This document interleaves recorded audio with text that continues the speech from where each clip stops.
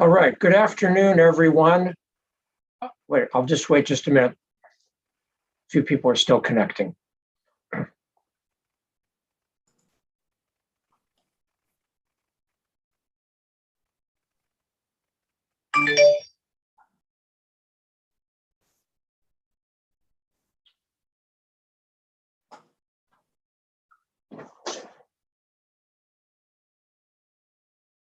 All right, I think everybody is, oops, one more person still connecting.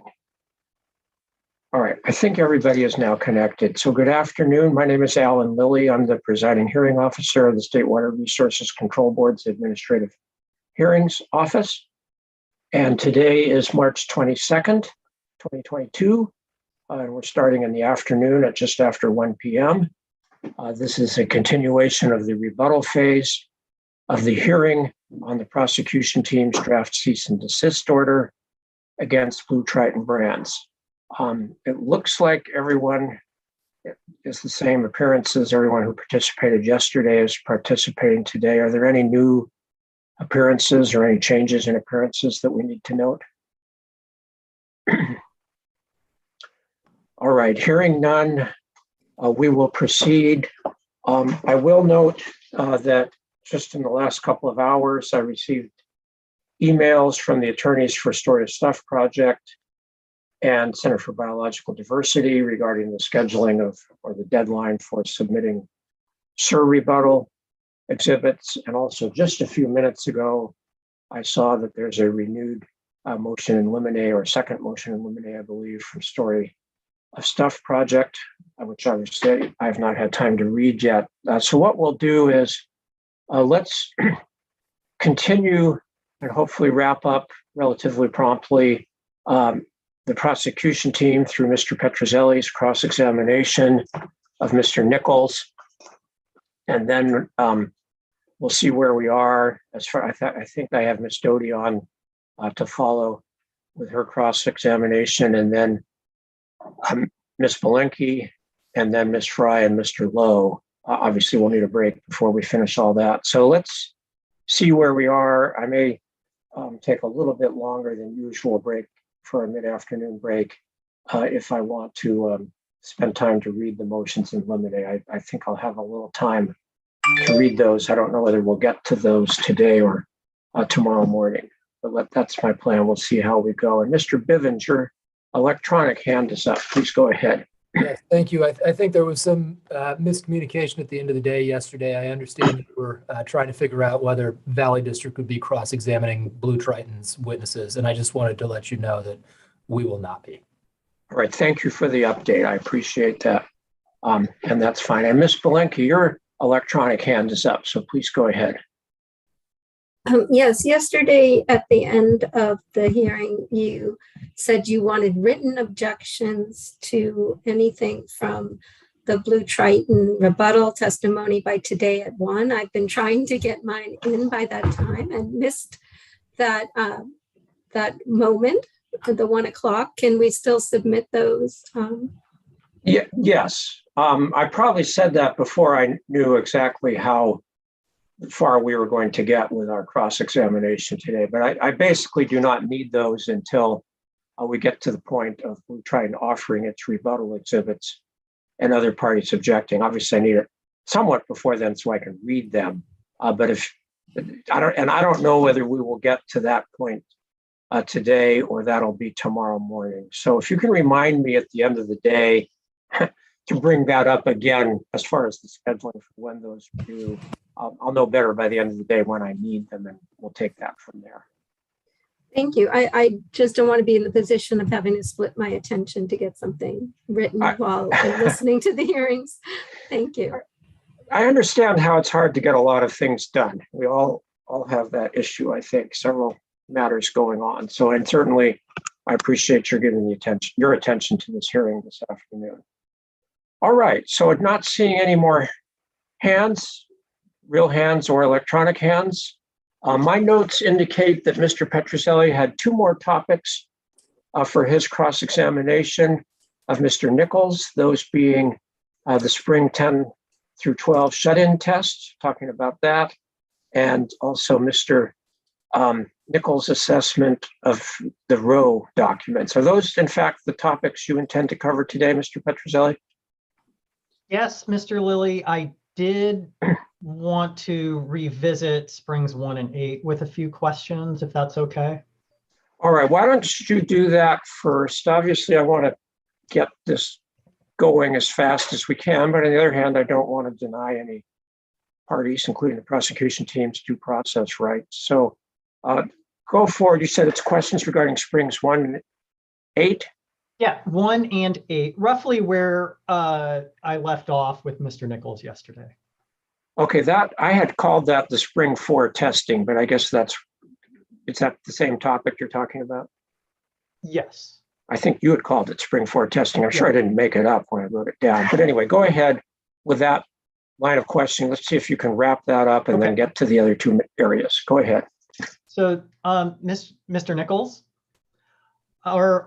excuse me, just a reminder, Mr. Nichols, excuse me, Mr. Petrozelli, just a reminder, Mr. Nichols, you were still under the oath yesterday. And with that, please proceed, Mr. Petrozelli. Mr. Nichols, are well boreholes drilled straight?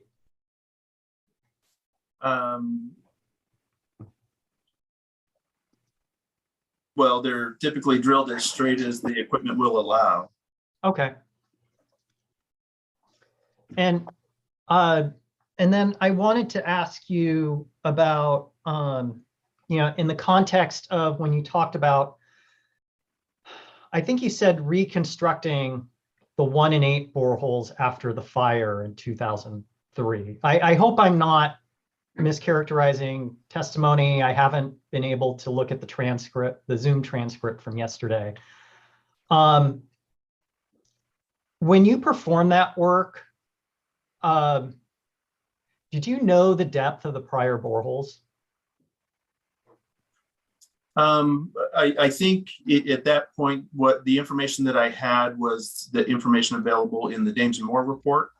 And I think there's a table that reflects the depths of the boreholes in that document.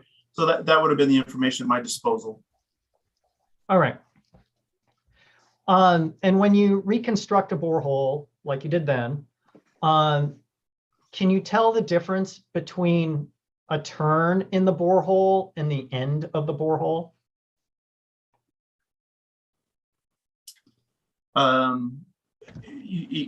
For instance, if you're asking if the boreholes ended shorter than the depth in the Dames and Moore tables, can you tell if the borehole turns or if it ends?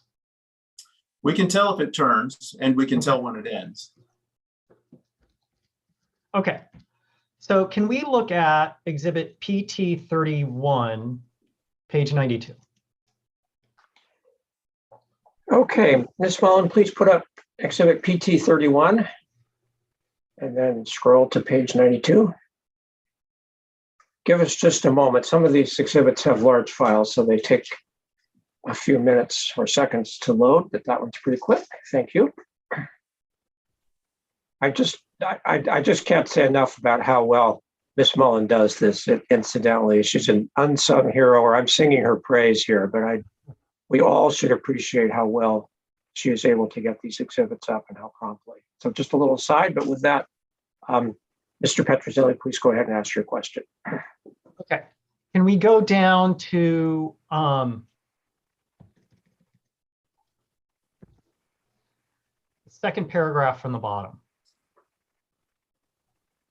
It might be good, Mr. Petrozelli, if you, one way or another, either through a statement or through a question of Mr. Nichols, give us some context as to what this document is. I'm sorry, I'm getting ahead of myself.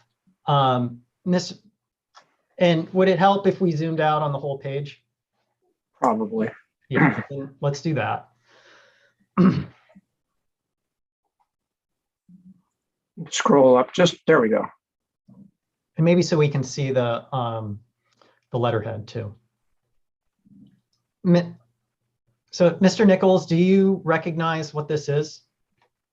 I can read the essentially what it says it is. I'm not familiar with the document. Okay. Can we focus on the third paragraph.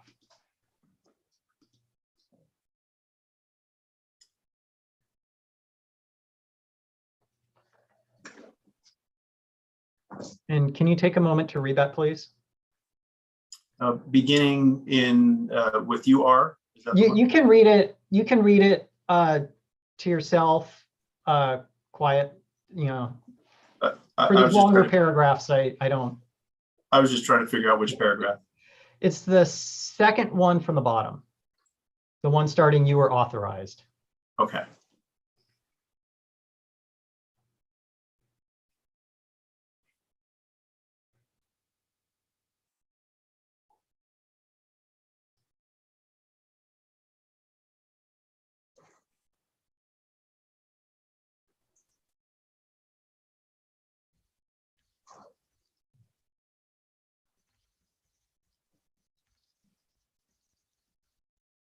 Okay, I've read it. Okay. Has this been a typical set of requirements when rehabbing or reconstructing boreholes? Objection. Can we get an offer of relevance? I'm going to overrule that. I mean, I don't know if the witness knows or not, but if he does know, I think it's a relevant question. So I'll ask it a different way. Mr. Nichols, based on your knowledge and experience working for the respondent, has this been a typical set of requirements from the Forest Service when the respondent has reconstructed or rehabbed boreholes? With regards to reconstructing, a term that I use, or rehabilitating the boreholes in following the fires, the reconstruction really related to replacing the piping at the surface, the valves, and some of the other equipment that had been damaged by the fire. And then the boreholes themselves were cleaned. And so this paragraph refers to re-drilling or drilling adjacent to. There wasn't any drilling that happened in that at that point. And from that perspective, I can't speak to whether or not this is a typical requirement, because there hasn't been any drilling in my experience up there. Okay. Based on your knowledge and experience working for the respondent, are you aware of whether the respondent has complied with the set of requirements in this paragraph? Objection, relevance. I'm just confused. We're here on the water rights issue and are delving into drilling requirements by the Forest Service.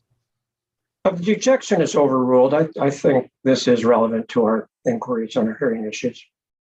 Go ahead and answer if you may, Mr. Nichols. I mean, if you can. Certainly, and as I had stated, there hasn't been any re-drilling since I've worked for BlueTriton or their predecessors. And I think we've reviewed almost all the documentation that describes the borehole replacements in Dames and Moore with regards to that. And really those documents represent the limit of my knowledge on the topic. Okay.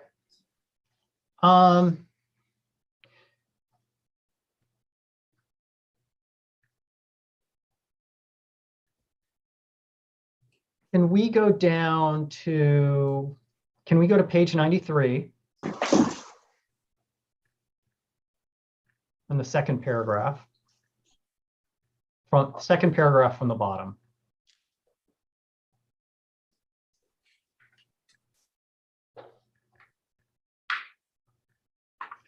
So, Okay, are you talking, excuse me, Mr. Petrozelli, just so we're on the same part of the page, are you talking about the paragraph that starts closure of abandoned?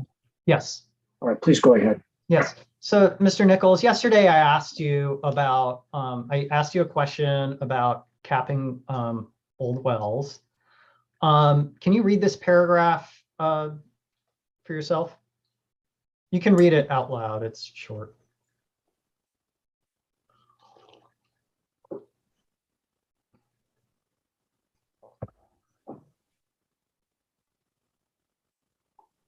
I've read it. Okay. To your knowledge and based on your experience working for the respondent, when it capped the original spring 1 and 8 boreholes, did it only pump cement into the first 50 feet?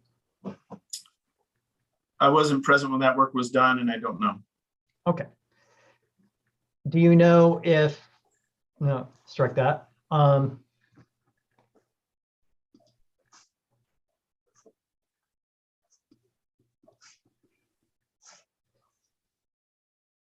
If cement had not been pumped into the full length of the well, would that prevent restoration of pre-development conditions?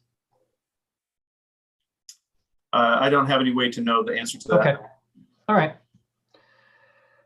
Okay, if we can go back to Mr. Nichols' testimony, BTB 6.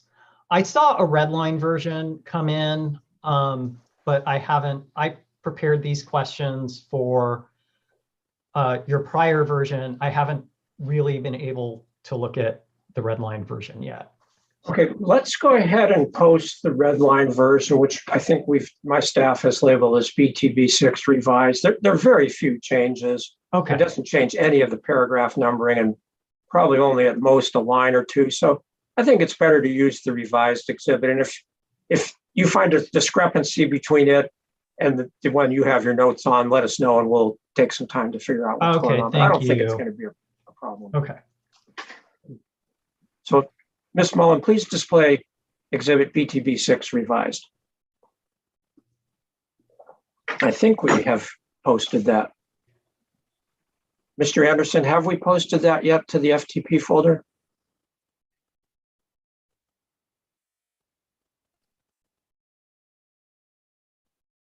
Yeah, the file has been added. Okay, so hopefully it'll take Ms. Mullen a moment to get that. I think she'd loaded some of these to her own computer so that when she posted them, it would go a lot faster, but so it may take her a minute to get it from the FTP folder.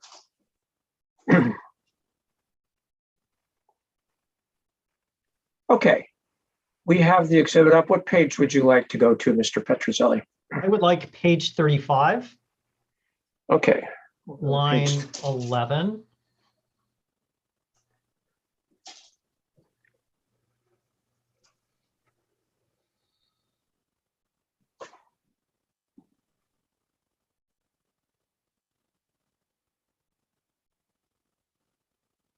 Mr. Lilly?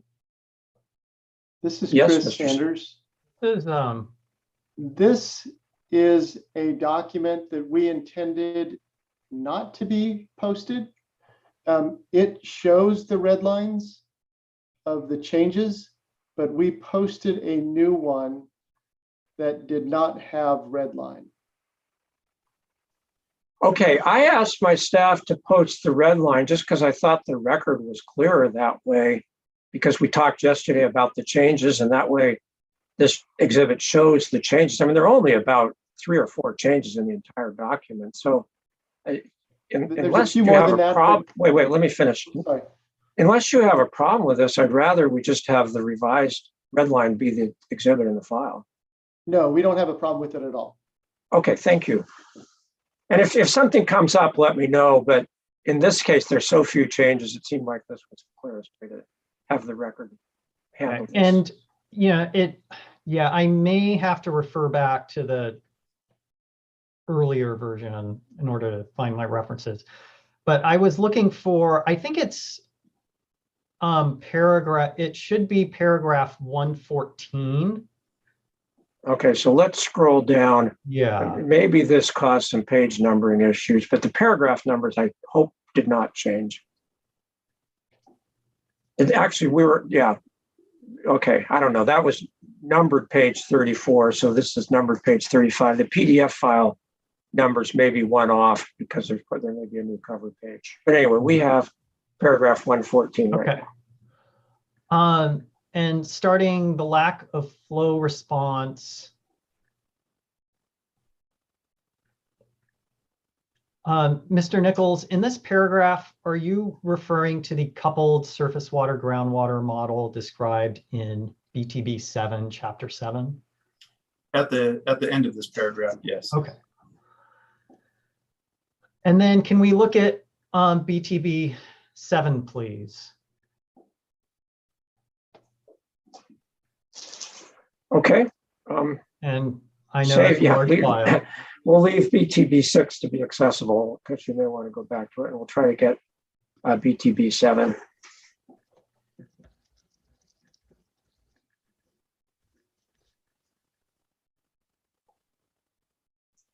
All right. And if we can look at page 739.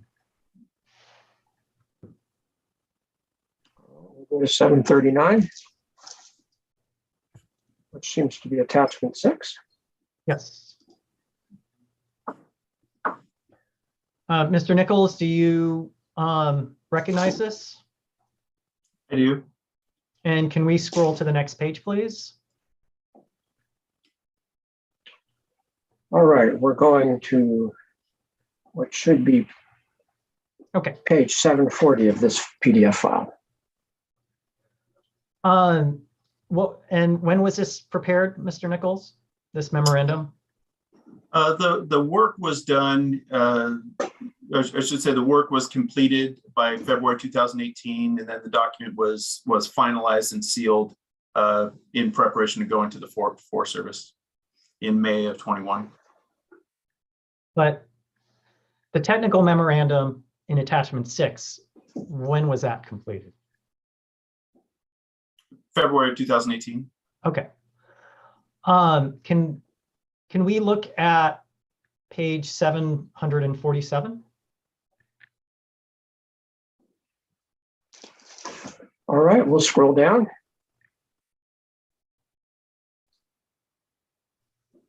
And briefly, is it fair to say that this memorandum describes the shut-in testing that was done for boreholes 10 through 12?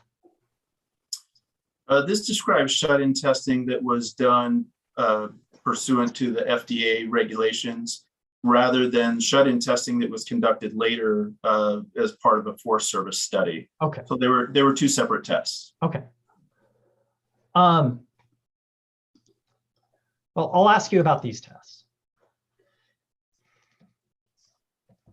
So when you initially started the testing on August 7, 2017, after shutting in the boreholes for 113 hours, did you see the wetted channel length increase from 0 to 142 inches? Yes. Okay. And then when you turn them out again for 239 hours, did you see the wetted channel length reduced to 0 inches? Yes.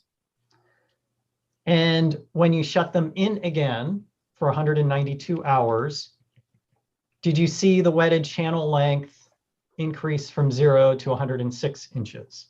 Yes. And that testing ended on August 25th, 2017? Yes. And was that the extent of shut-in testing described in this memorandum in attachment 6? I believe so. I'd have to review the entire memorandum, but I believe that was it. Okay. As a result of these shut-in tests, did you conclude that the extent of surface water observations closely mirrored changes in water level measured by the transducer during the shut-in and turnout periods? Yes, the sentence says that. Okay. Did you further conclude that the shut-in and turnout tests show that when the boreholes are shut in, the resulting increase in piezometric pressure within the bedrock fractures that convey water to boreholes 10 through 12 produces an observable corresponding change in the extent of surface water at the up gradient edge of the lower spring complex? Yes. Okay. And then I wanted to ask you about some of your hand flow measurements. So if we can scroll down lower on the page where it says hand measured flow. Did you conclude that these recorded flows were low in relation to the broader spring discharge of the lower spring complex. Are you referring to a particular sentence in that paragraph?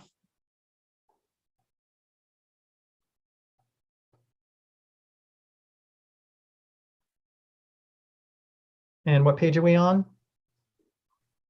We're still Let's on look- page 747. We're in the, Let's look at page 748, okay. fourth paragraph, first sentence.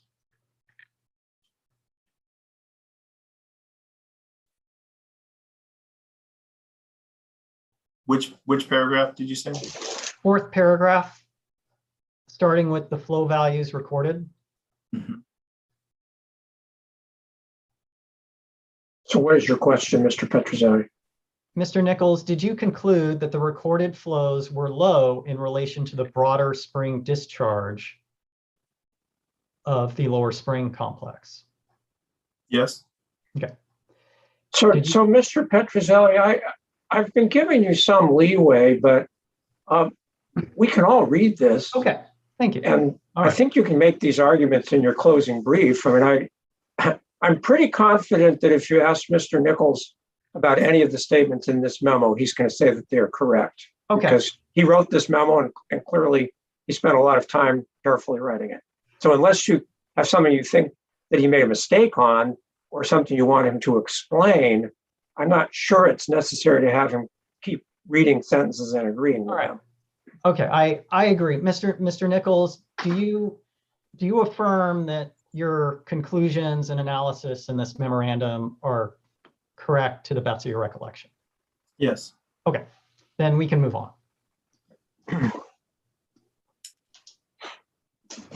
If we can, I have it as page 36 in his testimony. Okay, first of Paragraph all, we one. have to switch exhibits on the screen. Yes. So let's go back to BTB 6. And then we'll go to, we think it's page 36, although it may turn out to now be PDF page 37. So Mr. Mullen, just scroll down. Let's see the page number at the bottom. Yeah, we're now one off. There must be a new cover page. So we're PDF page 37, which is written page 36. So tell us what paragraph you want us to go to. Okay, I have it as paragraph 116, line 4. Okay, we've got that on the screen. Okay, can you read that first sentence, Mr. Nichols? Mr. Rowe reported that flow from springs in the upper Strawberry Creek watershed did not reach the surface water intake constructed by the Arrowhead Hotel owner in 1929. In Okay. a document, Let him Sorry. finish the sentence, Mr. Petrozelli. If you asked him to read it, you should let him finish it. Okay. Go ahead, Mr. Nichols, finish the sentence. in a document dated September 13, 1930, SOS Exhibit 52, page 2. Okay, thank you. So let's look at exhibit SOS 52, page 2. All right, we'll go to that.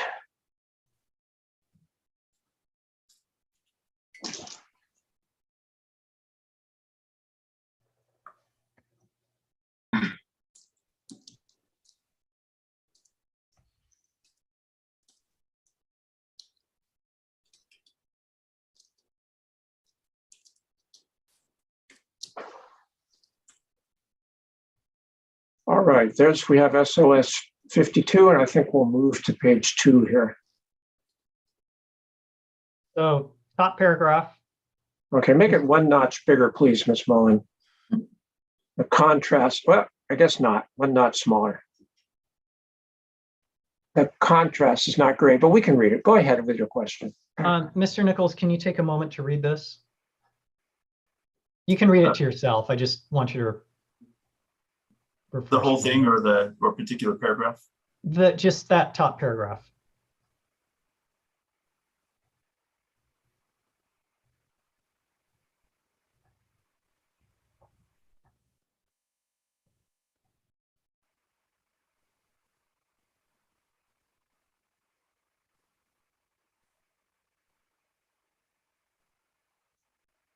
We done?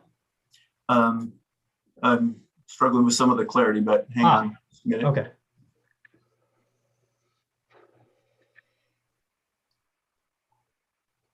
I've read it. Okay. Did Rowe attribute the failure of flow to reach the intake to trees along the banks of the creek? Objection. We're only looking at one paragraph of an entire document that references in the first sentence an above example that we have not reviewed. I think, Mr. Petrozelli, I know I've asked you to move as fast as you can, but I think you are going to have to go back to page 1 so we know what intake we're talking about here. Okay. Well, Mr. Nichols referred to this document in his testimony, and he referred to the intake, so I thought he would be familiar with it.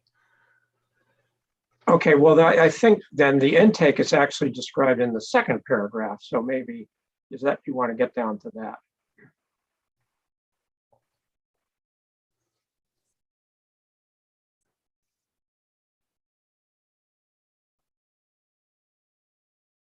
But in this first paragraph, did Rowe recommend removing trees to salvage stream flow?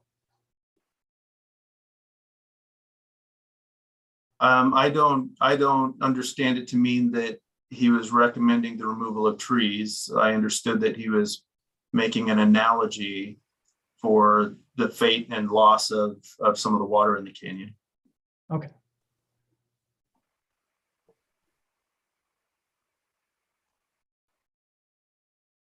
And if you can take a moment to read that second paragraph to yourself.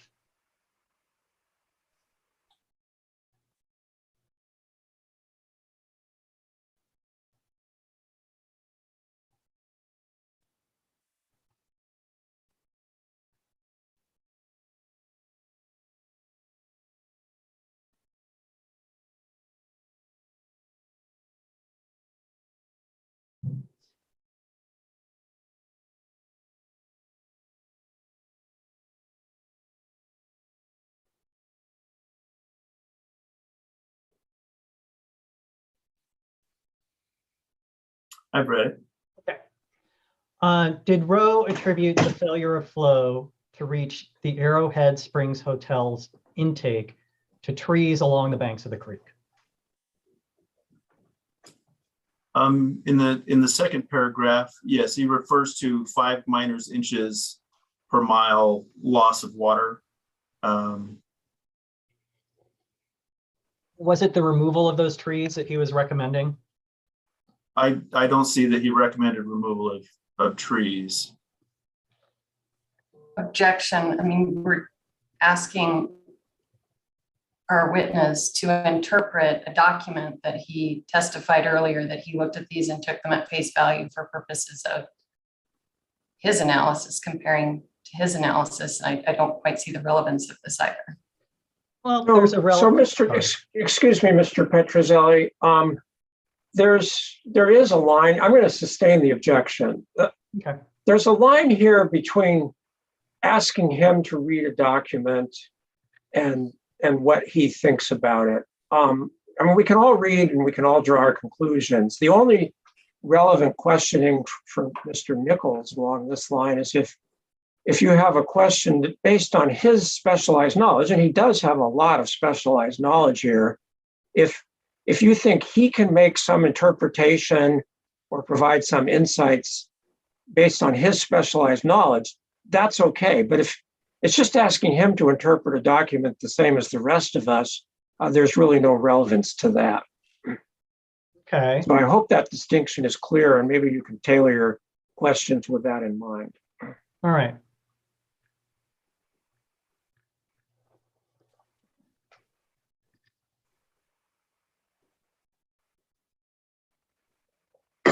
So let's go back to your testimony.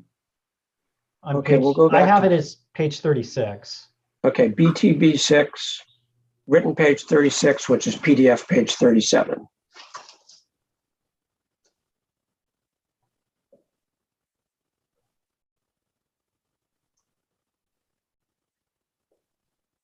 And I have it as line 6, starting with, he repeated this observation. That's what it says here on this screen. So if we can look at SOS 53, Are we looking at this line on BTV? Or why don't you first, let's all read this second sentence. I'm going to read it out loud. Maybe Okay. that'll help us move this along. He repeated this observation regarding 1929 surface water flows in a second document dated October 1, 1930. And then the citation is to SOS 53. So now do you want us to look at SOS 53? yes. All right. And we'll go to page 4 of SOS 53.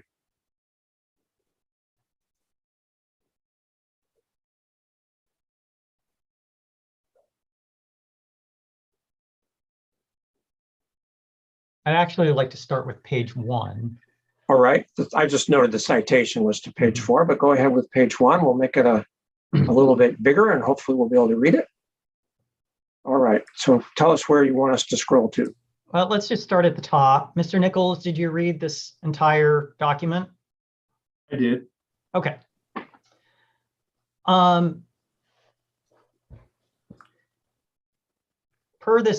Based on this document, did Rowe observe on August 6th that extra flow from turning out spring 2 washed out weir number 1? I have to review the paragraph where he stated that, but I do recall a discussion similar to that. Okay, well, let's go down to paragraph 2, 4th line, starting with the extra flow.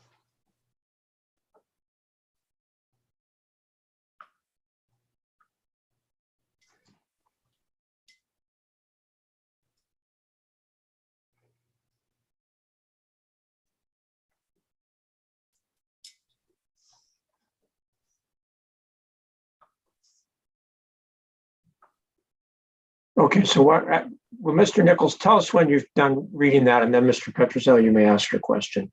Yeah. I've read that sentence. I think the one he was looking for. Did Rowe observe on August 6th the extra flow from turning out spring 2 washing out weir number 1? He did. Okay. And then moving on to the 5th line with however. If you can read that for yourself before I ask you.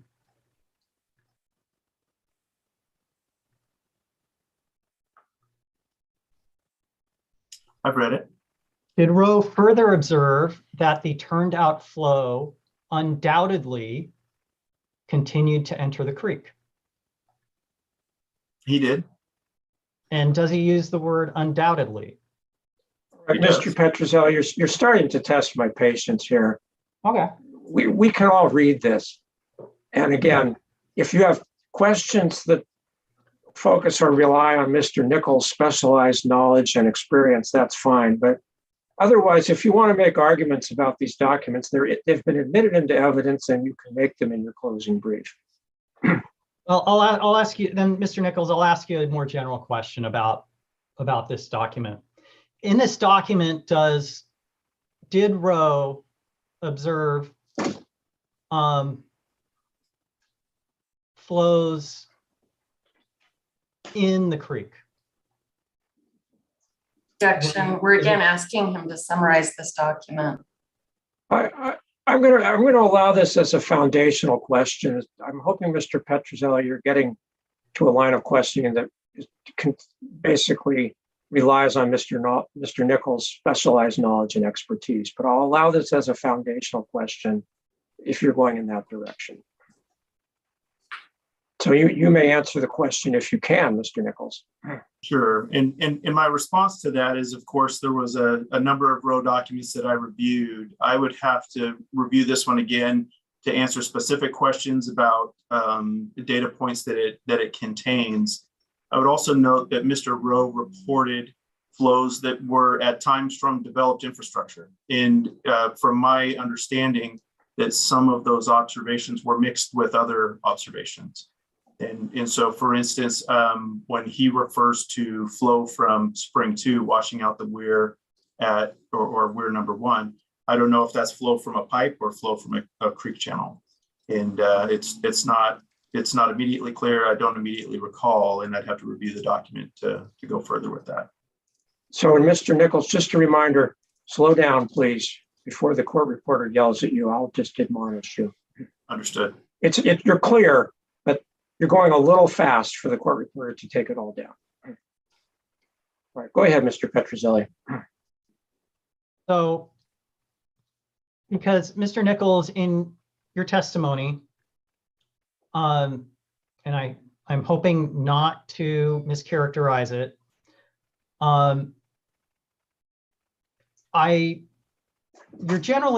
generally seems that you're saying that the flow from the upper springs didn't reach very far in Rowe's observations. But is that what this document, SOS 53, actually says?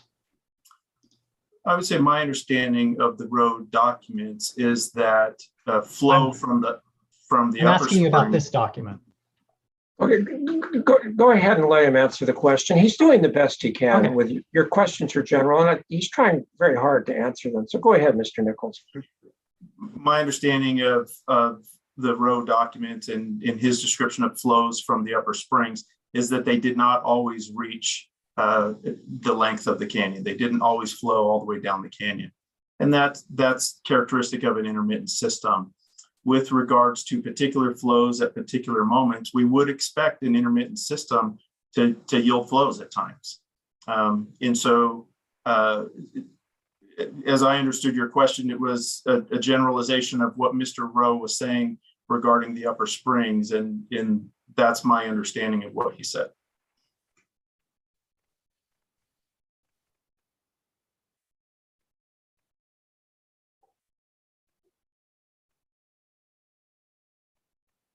Thank you, Mr. Nichols. If we can go back to your testimony, Mr. Nichols' testimony, BTB 6.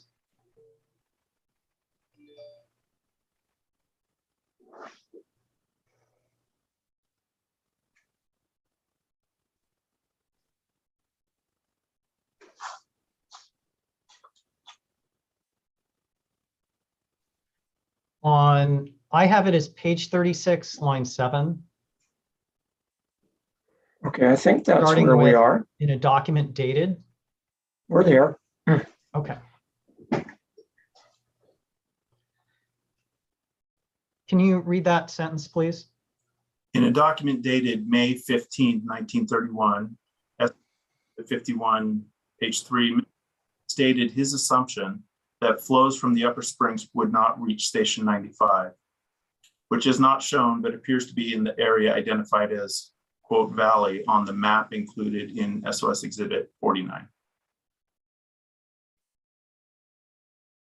Do you recall if Rowe actually ended up observing flows at station 95? Again, I would have to review his documents to be conversant on where he observed flows when, but this reference is that regarding, he didn't believe that flows would reach station 95 during summer months. Okay.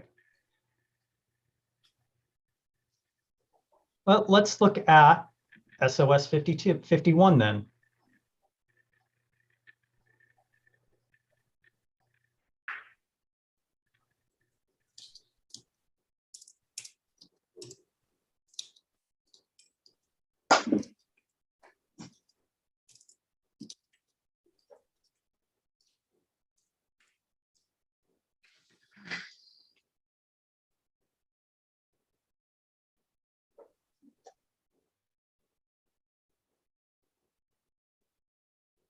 Okay, we're getting up SOS 51.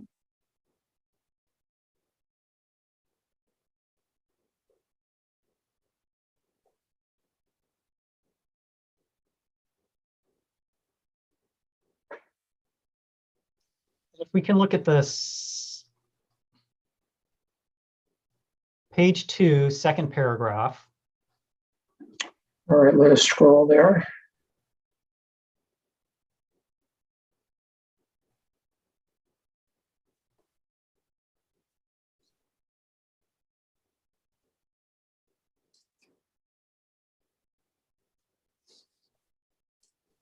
And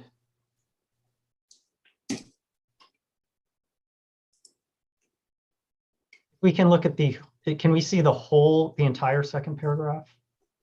We'll scroll down just a little bit here and see if we can fit it on the page. There we go. Okay. Mr. Nichols, can you take a moment to read that for yourself?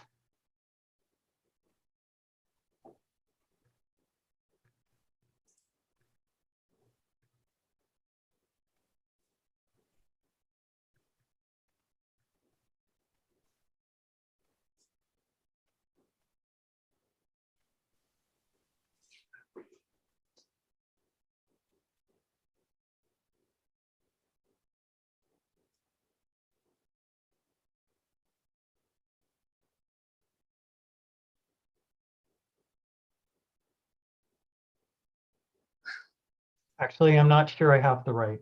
Is this page 2? Yes, this is Okay. page 2, second paragraph. Just to clarify, were you trying to reference the page 3 that was cited in the testimony you just read? Let's look at page 3. All right, we'll scroll to page 3. I read it. I just finished your paragraph there.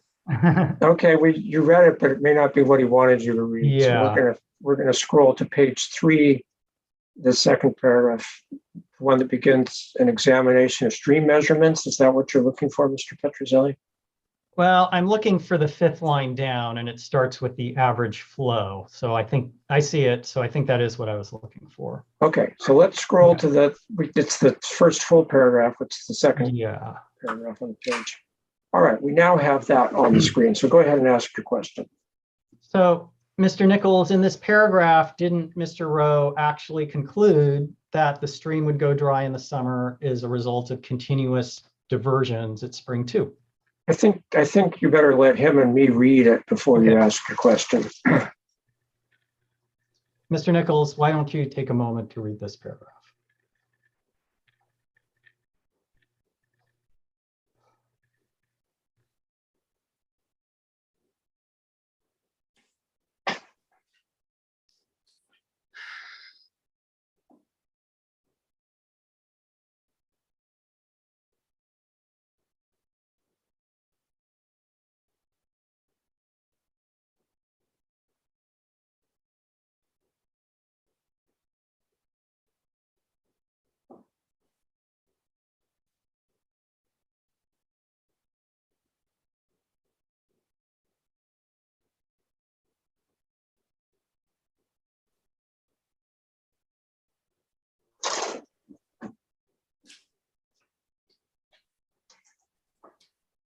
I've read it. Okay. So in this paragraph, did Rowe conclude that that during the summer months, the stream would go dry because of continual diversion at spring 2? Objection. Again, we're just asking him to report what's on this page. This is important because Mr. Nichols testifies about Rowe's expectation that flows wouldn't reach station 95 in the summer. And in this document, Rowe talks about the reasons for that. It's important to add context to Mr. Nichols' statement in his testimony. I'm going to overrule the objection.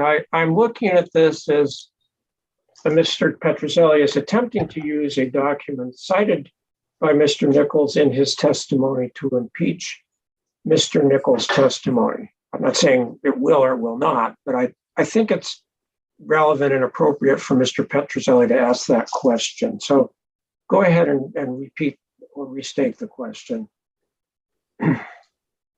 So did Rowe conclude in this paragraph that in the summer months, the stream would go dry as a consequence of continual diversion at spring 2? He says in the second to last line that the stream will go dry above Weir 2 during the coming summer, as spring 2 will be diverted continuously. Okay.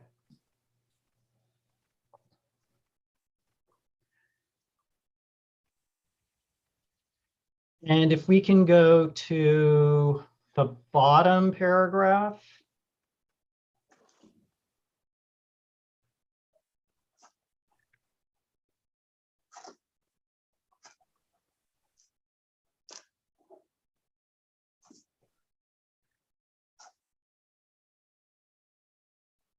And then continuing to the, and then if you can read that starting, if you can read that for yourself, and then I believe it continues to the next page, and it should end with decreased on the second line. I hope I have my page references. Okay, so you're starting, you want him to start reading, Mr. Petrozelli, the paragraph that begins, if it is assumed.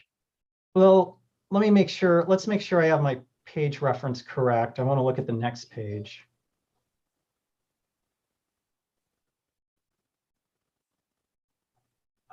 Yes. Okay, so let's go back, Ms. Mullen. Let Mr. Nichols and me Okay. read the last two lines here. Mr. Nichols, let us know when you're done reading those last two lines, and then we'll scroll to the next page. I've read the last 2 lines. All right, wait, don't scroll yet. I have to read them. I can't talk and read at the same time.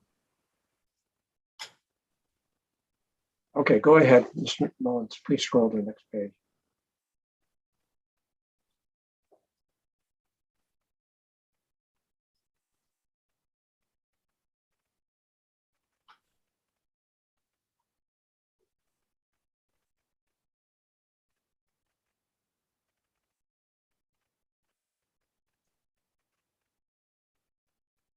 I only need you to read those first 2 lines to decreased.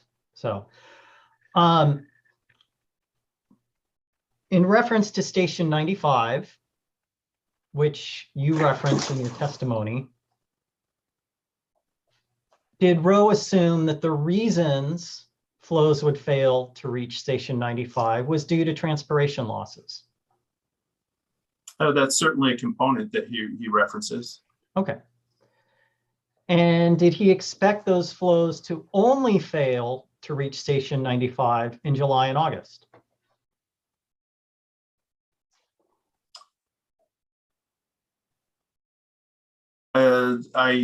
I don't fully grasp the context of his July and August reference here, but it appears that that's what he's saying. Okay. If we can look at the third paragraph.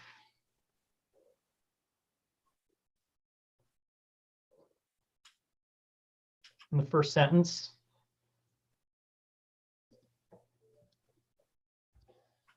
If you can read that for yourself.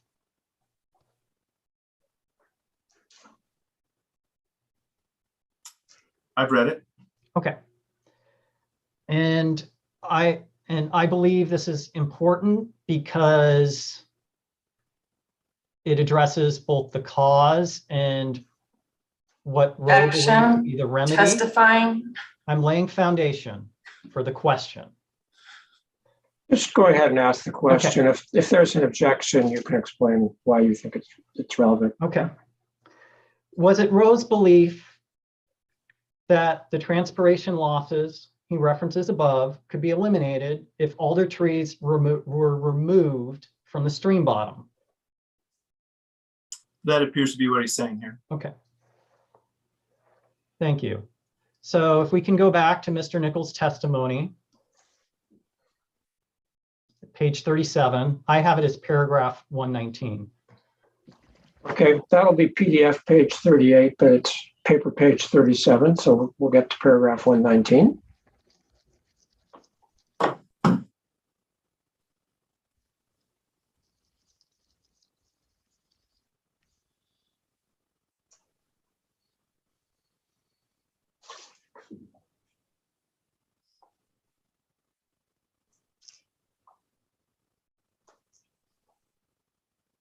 So I think I have it as line 8 where you say the estimated flows.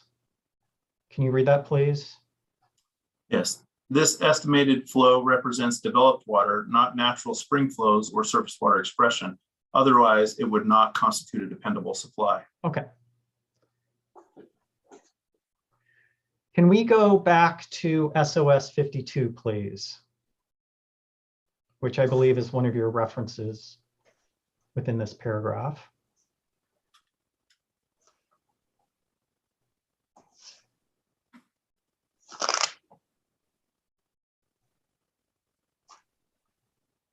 Okay, we have SOS 52. And we look at page 2, the second paragraph.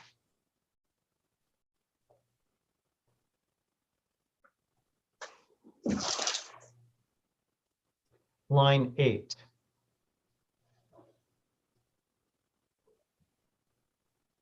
And I think it's the sentence starting, if the waters of the springs. If you can read that for yourself to the end of the paragraph, please, Mr. Nichols.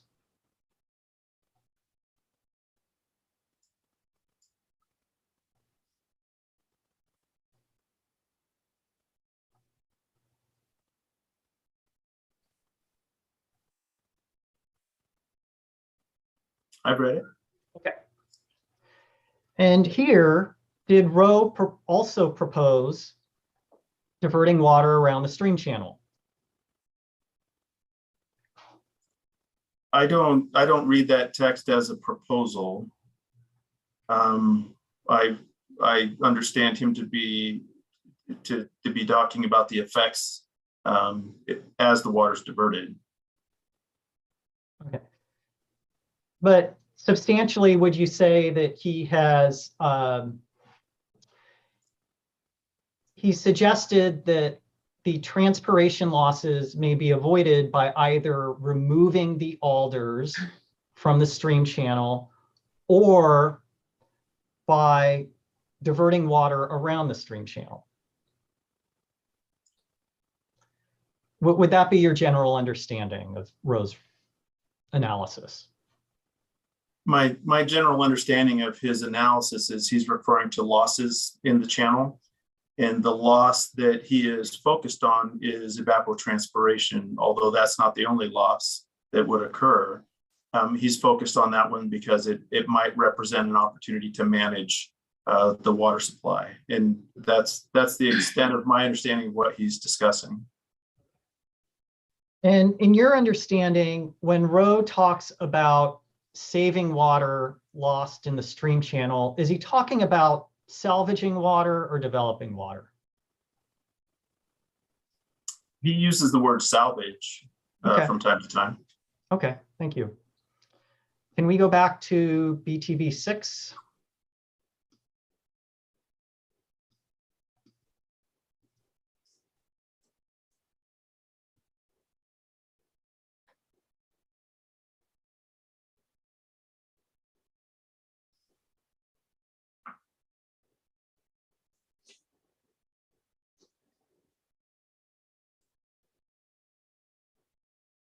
And page 40, I have it as page 42, line 26.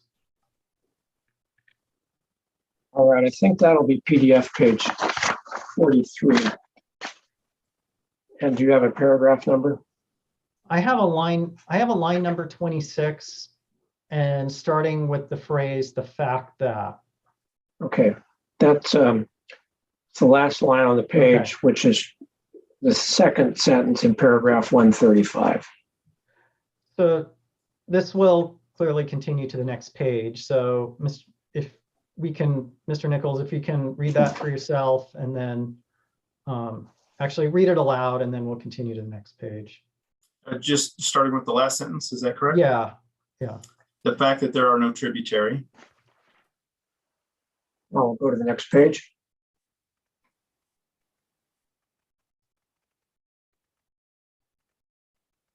Go ahead and keep reading the rest of the sentence, Mr. Nichols. Channels created by pre-development flows from springs 2, 3, or 7 demonstrates this hydrologic characteristic. Can we go to SOS 42, please?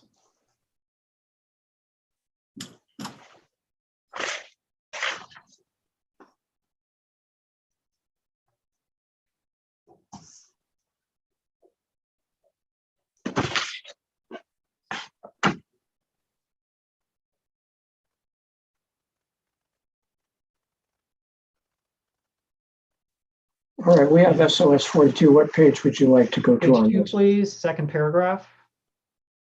Okay, I assume we have to scroll to the second page. It looks like the first page is just a cover. Yeah.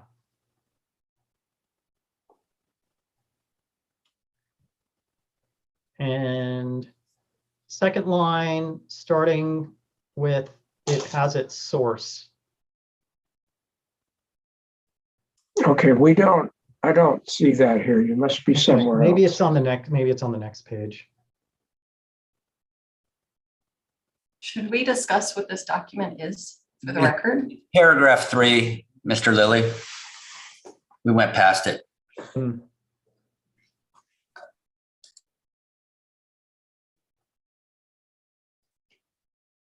All right, I'm going to assume, unless anybody says otherwise, that this is a letter from Mr. Rowe. So, Mr. Petrozelli, where are you? Are you looking for the second sentence here? The paragraph begins with Strawberry Yes. Creek trains, and then the second sentence is it has as its source. Is that what you'd like to Yes. ask him about? Yes. Okay, go ahead and ask your question. So, Mr. Nichols, can you take a moment to read this for yourself? Tell him what you want him to read, the whole paragraph or just that sentence? How about the first 2 sentences?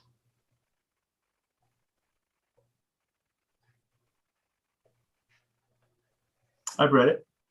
So, Mr. Nichols, as you understand it, would this mean that Rowe believed these springs were source waters for Strawberry Creek? Objection. He's asking him to testify about another person's belief. I'm going to overrule the objection. As I've stated before, I think based on Mr. Nichols' extensive knowledge of the facts of this area, he may have a more detailed understanding of what this means than the rest of us do. So I think it's appropriate for Mr. Petrozelli to ask him his question. Of course, Mr. Nichols can answer to the extent of his knowledge. In this sentence, Mr. Rowe refers to springs on the side of Strawberry Creek as a source, or springs on the side of Strawberry Peak as a source to Strawberry Creek. Would that mean they discharged water into Strawberry Creek?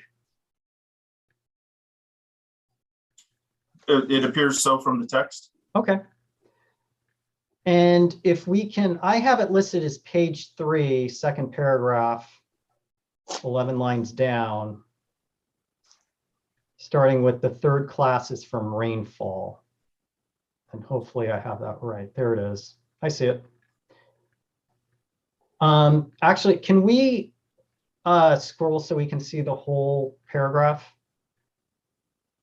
Okay, we have a paragraph that begins the stream flow of Strawberry Creek. And Mr. Nichols, that'll be the sentence I want to ask you about, but why don't you take a moment to read this whole paragraph so you can understand the context.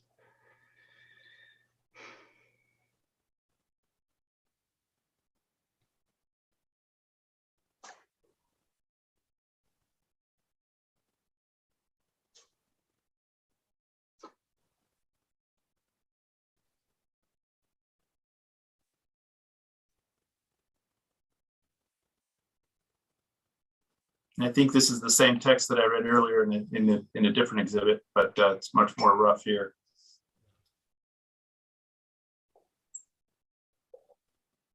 Okay, so are you done? Yeah. Okay, so 11 lines down in this sentence starting, the third class is from rainfall. And then into the next sentence ending with most stable. That's what I would like you to focus on. Do these two sentences indicate that the springs that are the subject of this report contributed flows to Strawberry Creek?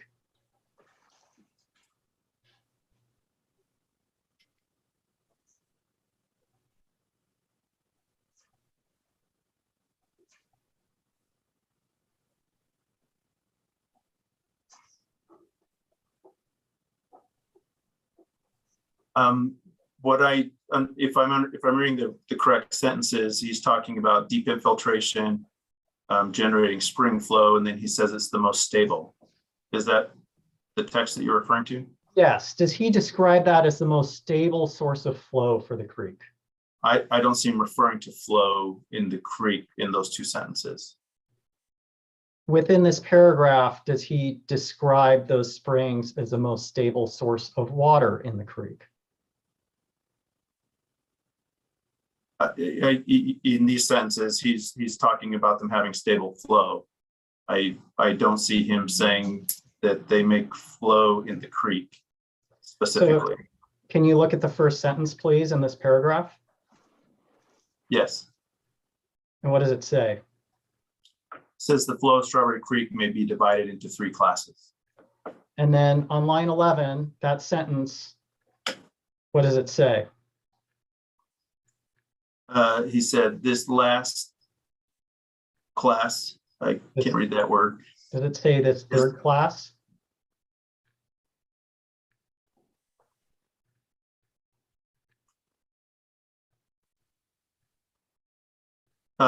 Okay, I think I might be a line ahead of you. The third class is from rainfall, which is penetrated to depths in the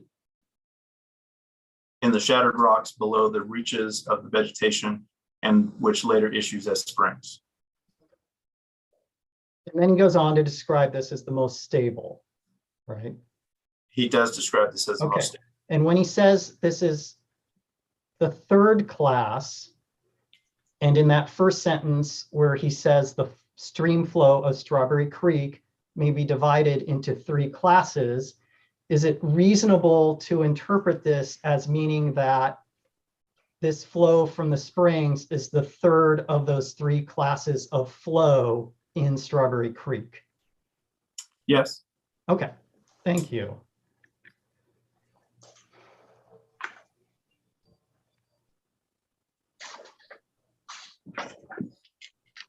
Let's look, can we look at page 6, please? Of the same exhibit? Yes. Okay, exhibit SOS 42, page 6.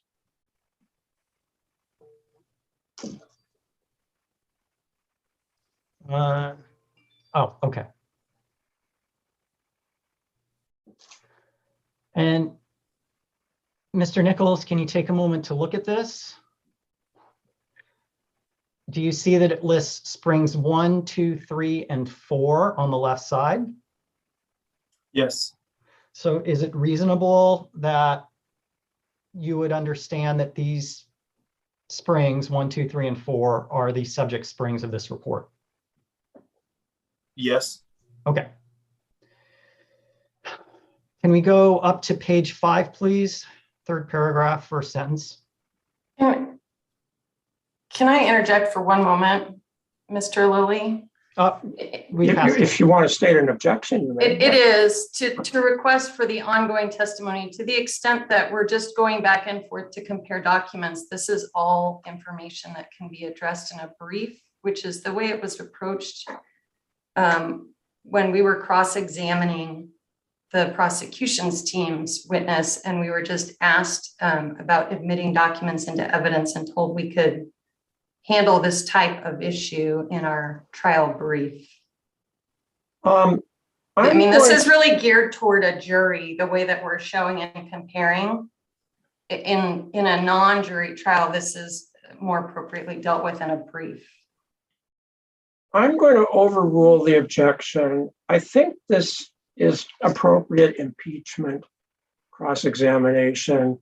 I have cautioned Mr. Petrozelli, and I will continue to caution you that if you're just trying to argue about what documents say, obviously you can do that in the closing brief. But I think so far, basically perhaps in response to my cautions, Mr. Petrozelli is phrasing his questions in terms of what I will call proper impeachment. So I'm going to overrule the objection and allow him to continue. But Mr. Petrozelli, please do keep this concept in mind. We don't want you just to have him read documents. You have to ask him about his understanding and whether that affects any of his testimony and his exhibits, which I think you are doing, but please continue with that focus. Thank you. So, Mr. Nichols, if you can look at this paragraph, starting with, I think it's the third paragraph on the page, starting with the results of these studies.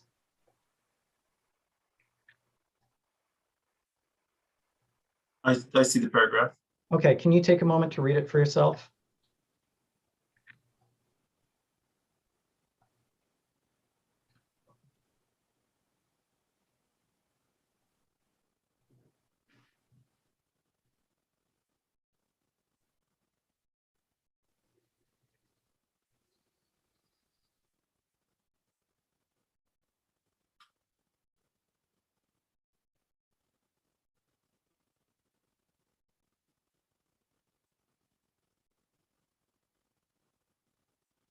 I've read it. Okay. So when he, as you understand it, when Rowe summarizes the results of his studies showing material savings, does he talk about removing trees that are in the stream?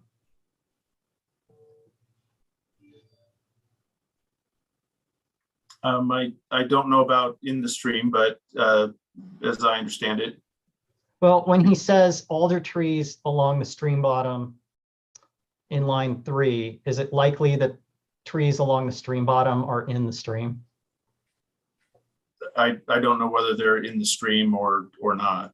Is the bottom of the stream in the stream? Objection, argumentative. Yeah, Mr. Petrozelli, I think you're pushing my limit here. Okay, Along means along. That doesn't necessarily mean in. I think Mr. Nichols is doing okay. a very good job of trying to answer your questions, but try to get to the point here. Okay. But it's, in substance, Mr. Nichols, was Rowe recommending the removal of trees as a method of reducing the transpiration losses to make water available for diversion from the springs without injuring other water users? I'll say that's more than I see in this Okay. paragraph. Perhaps, okay. What substantially within this paragraph, as you understand it, was Rowe recommending the removal of the trees as a method of saving the water? And I certainly don't mean to be contrary, but I don't see him making a recommendation. What I see him saying is that this is the quantity of water that he estimated and the relationship to the trees. And he says if they were removed, I don't see that him recommending that they should be. Okay, but he says that if they were removed, it would save water. Objection. Yeah, It's Mr. asked and Petrozelli. answered. Excuse me, Ms. Gray. Mr. Petrozelli, he has interpreted this paragraph as well as anybody can. So I think you should move on. I think what he said was spot on. This paragraph says, if they made the removal, here's what the water savings would be, but there's no clear recommendation in that. So I think you need to move on. That's fine. Yeah, let's go to SOS 52.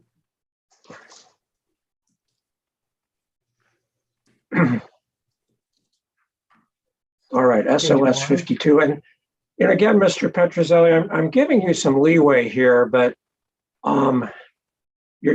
this is really becoming fairly laborious, and I'm not sure exactly what your points are. So I hope you can get to the points here.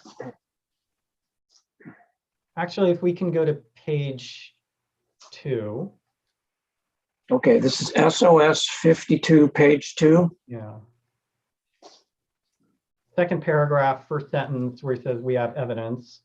I think I'm Okay, looking at we it. have that on the screen. Okay.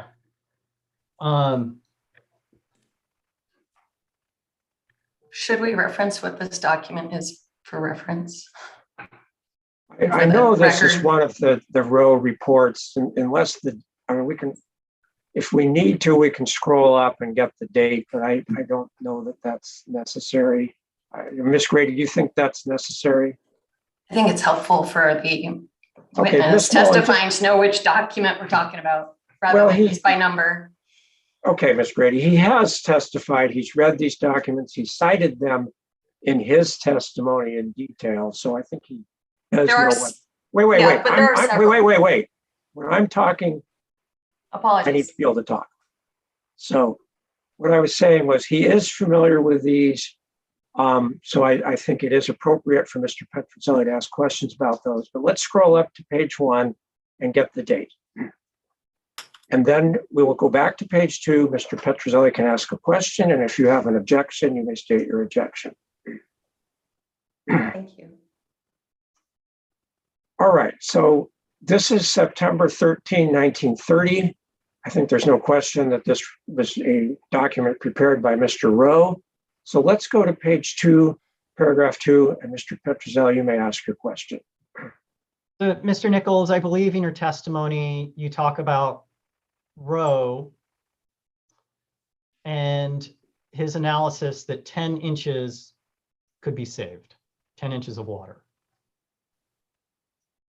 Can you? Objection misstates the testimony. Mr. Petrozelli, I'm going to sustain that Okay. objection. Mr. Petrozelli, I think you have to say which specific testimony of Mr. Nichols you're talking about, whether it's something he said today or whether it's in his written testimony. If you're going to pursue this line of questioning, or if you want to ask him about this statement in Mr. Rowe's report, but those are 3 different things. And I Okay, think you need can we look clarity. at paragraph 119 in your testimony, Mr. Nichols? And just as a reminder to both Mr. Petrozelli and Ms. Grady, when I'm talking, please let me finish. Otherwise, the court reporter is not going to be able to get down what we're saying. She's very good, but she cannot record 2 people talking at the same time. And I will try to not talk when either of you is still speaking. So, Nice. all right, let's go to page, where I've written page 37 and paragraph 119. So what is your question, Mr. Petrozelli? So, Mr. Nichols, can you read the first sentence here? Mr. Rowe estimated the dependable supply of water that might be developed in Upper Strawberry Canyon aggregate to 10 minus inches, 89 GPM, SOS 51, page 1. And then go on to the next sentence, please. The developed dependable supply described by Mr. Rowe includes an estimated 10 minus inches of flow to be developed from 4 springs, SOS 52, page 3. Okay, and then can we go back to SOS 52, please?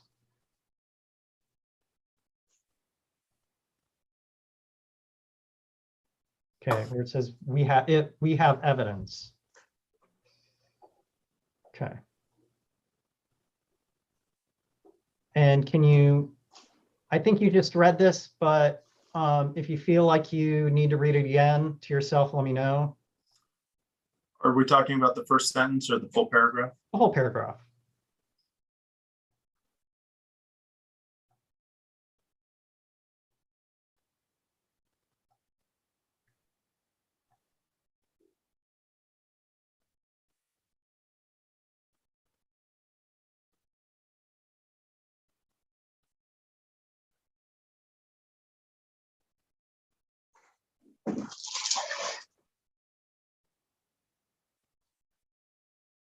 I've read it. So based on your understanding of this paragraph, when Rowe talked about saving 10 minus inches of water, was he talking about 10 minus inches measured at the headwater springs, which for the purposes of his reports were springs 1, 2, 3, and 4?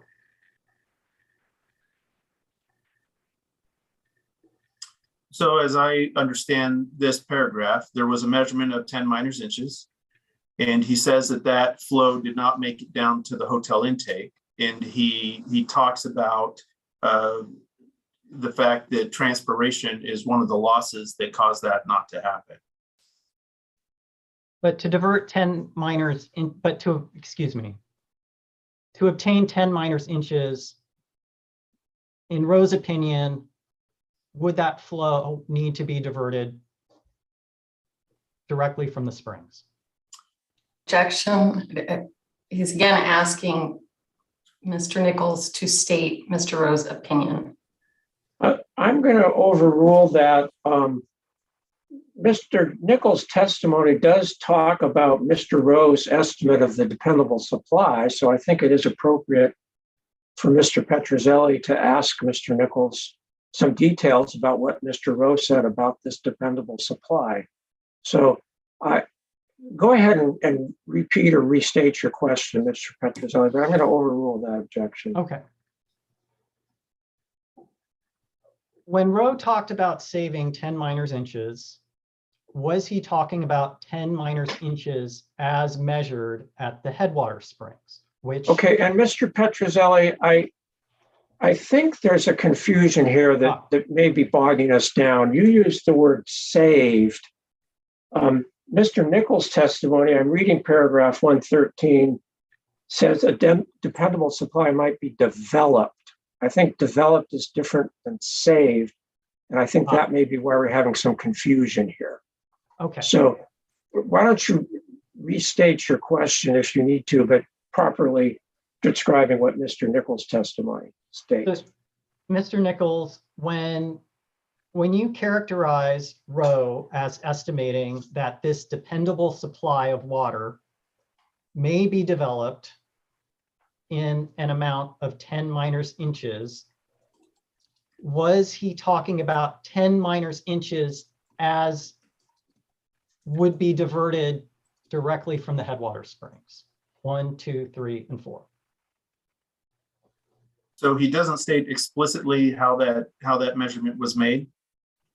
And in particular, my testimony with regards to the dependable supply observes that if that water was placed in the creek channel, then it wouldn't be 10 minors inches when it got down to the point of use. And so that's where my observation originates, that Mr. Rowe was talking about development of that water supply in the Upper Canyon. I don't see that this paragraph specifically states whether he had measurement of developed sources to support that 10 minors inches, or whether he's talking about natural flow from the surface water expressions. But really, my observation is that if he attempted to convey it through the stream channel, the losses would be too great. Now, Rowe often uses the term salvaging water in his memorandums.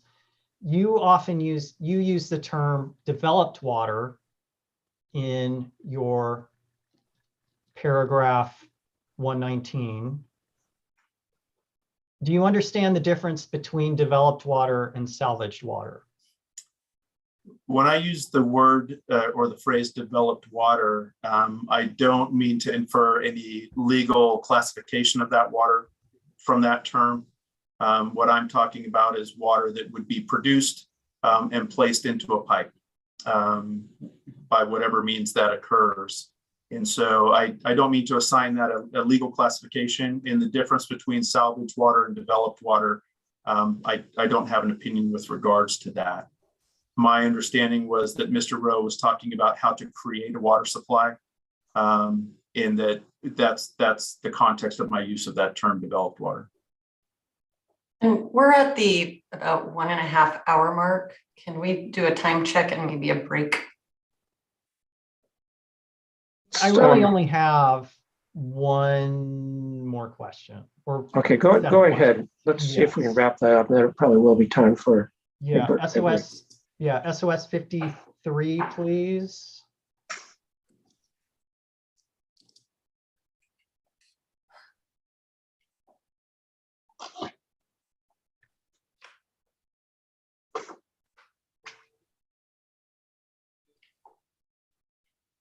Let's go to the top so Mr. Nichols can see what this is. Thank you. Move a little bit more, Ms. Mullins, so we can get the date. Okay, this looks like a letter from Mr. Rowe to Mr. Lippincott dated October 1, 1930. And if we can go down to the second paragraph. in the 5th line.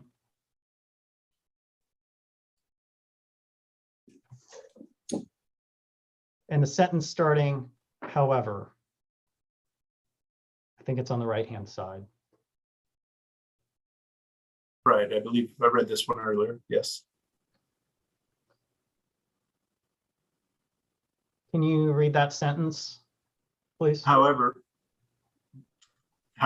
the flow from spring 2 undoubtedly continued to enter the creek and was not diverted until after August 11th, when the forms in the tunnel had been stripped. Okay, so if the flow from the spring had continued to enter the creek, does that imply that it had previously entered the creek? I don't have a context for what it implies about previous conditions. Okay. Can we go to page 3, please, in the same document? I have my reference listed as the big paragraph in the last sentence, starting the 3rd line up with the bottom? "we don't know."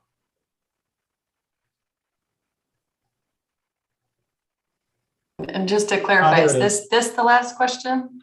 No, Yes. Ms. Grady, I'll control the time. Objections overruled. Please go ahead with your question, Mr. Petrozelli.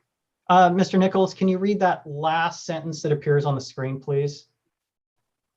It says, we do not know what would have occurred had spring 2 been turned down its original channel as occurred on August 24th. Okay. So based on your understanding of reading this sentence, did Rowe characterize spring number 2 as having an original channel? That's what the sentence says. And if it had an original channel, does that mean the flows from that spring would have formed a channel? But with regards to the formation of the channel, my understanding of a channel formed from a spring orifice would be that that channel would originate at the spring orifice. And he doesn't reference that this channel originated at the spring orifice. And I think that's probably the difference in what I've written and maybe what you've understood from it. Okay, does he indicate that the flows from the spring would have flowed into this original channel? He says down its original channel. And Okay. of course, I don't know what channel that is. And okay. So you don't know if when he talks about that original channel, if that channel then would have continued to Strawberry Creek? I don't. Okay, that's fine. And that is my last question. Okay, I'm sorry, just taking some notes here.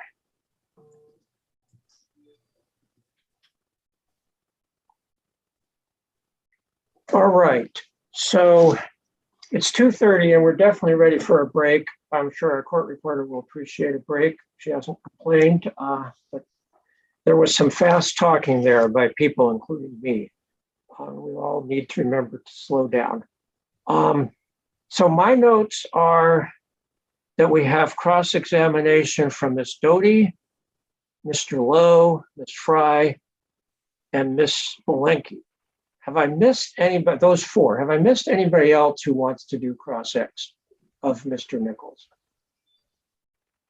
Okay, hearing none. My plan is to have Ms. Doty start after the break, and then we'll go to Ms. Spolenki. We'll see where we are. Hopefully we can finish it all today, but we will see. And then we'll go with Ms. Fry and Mr. Lowe. And just an admonition to all, and particularly to those, I'm not trying to single you out, Ms. Fry and Mr. Lowe, but since you're not attorneys, you probably haven't done this very much. But please do think about focusing your questions on specific exhibits, particularly specific parts of Mr. Nichols' testimony, and asking short questions. If your question is longer than about 15 words, it's probably a problem. So I just want to repeat that admonition, and it'll make things go much more efficiently. Ms. Doty, I wrote down yesterday you estimated 45 to 60 minutes. I'll just ask you, I'm not going to hold you to it, but do you have any change in that estimate right now based on Mr. Petrozelli having completed his question? I don't. Okay, so we'll do that. I will look, it doesn't look like we're going to get to admission of exhibits or discussion of rebuttal today. It looks like we will have to do that tomorrow morning. But with that, let's go. It's 2:32. Let's go ahead and go to 2:50. That'll give us 18 minutes, a little longer than usual. So everybody come back at 2:50. Remember for this, do not log off, but you certainly can turn off your cameras and microphones, and we'll all be back at 2:50. Thank you.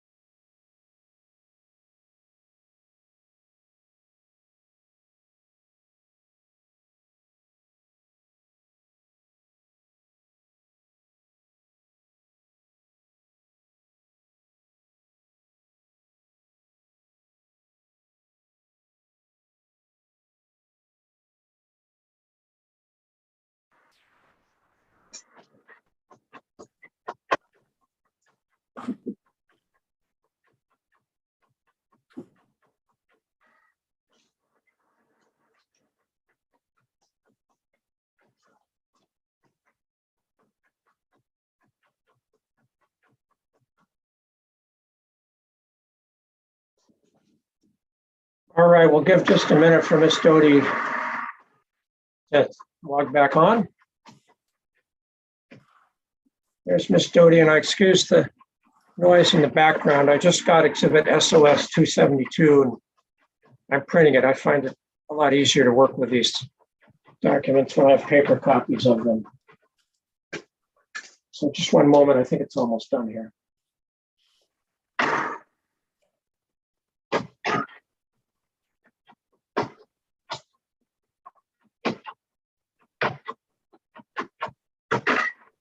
All right.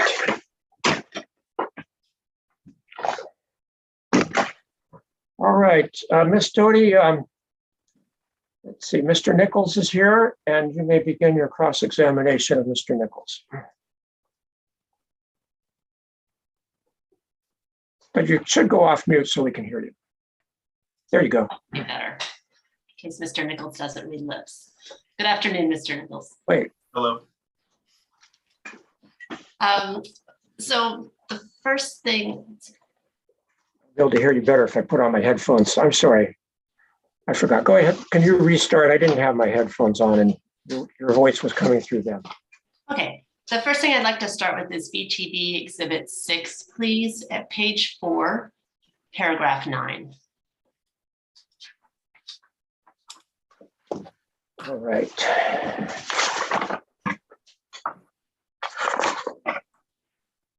And just so you know, Ms. Mullen, you're just going to have to, yeah, you've already figured it out. Just add 1 to the PDF to get the PDF page numbers. So go ahead. Mr. Nichols, this is your testimony that's on the screen here. In paragraph 9 references the paired basin study that was conducted between BTB, its predecessors, and the Forest Service. Is that correct? Yes. Okay. And it states that there was a conclusion to that study. Is that right? Yes. Okay. Is that report that you referenced there anywhere in evidence? Not to my knowledge. And is the underlying And wait, data- and Ms. Doty, reminder, court reporter's reminder, slow it down a little bit, please. I will. So I'll just to confirm, the paired basin study that BTB conducted with the Forest Service is not in evidence. Is that correct? Not to my knowledge. Okay. Thank you. And then regarding BTB 7, you submitted an earlier version of that report to the Forest Service. Is that correct? Yes. Okay. And yesterday you testified that there have been no subsequent addenda submitted to the Forest Service for that report. Is that correct? I don't recall the exact context of the question that I testified to yesterday, but there are works in progress that will create addenda. And we did have we've had communications in response. I don't believe we've submitted any addenda to the report at this point. So when you say communications in response, that's in response to? We did have an exchange with regards to the model and some of the model development parameters. And I do recall that there was a document prepared and transmitted to the Forest Service. I don't recall that it was an addendum or whether that was a technical memo or similar. And is that document in response to some issues raised by the Forest Service? It's a response to requests for additional information from the Forest Service. And is that document in evidence? I don't believe it is. And how did the Forest Service transmit its concerns to you or its inquiries for additional information? At that time, the concerns or inquiries were transmitted verbally, I believe. Have you received any written evaluation of the work product you provided the Forest Service from the Forest Service? We haven't received a written evaluation. They have given us additional information requests, and there's been additional technical discussions. Okay, Could you please put up SOS Exhibit 272?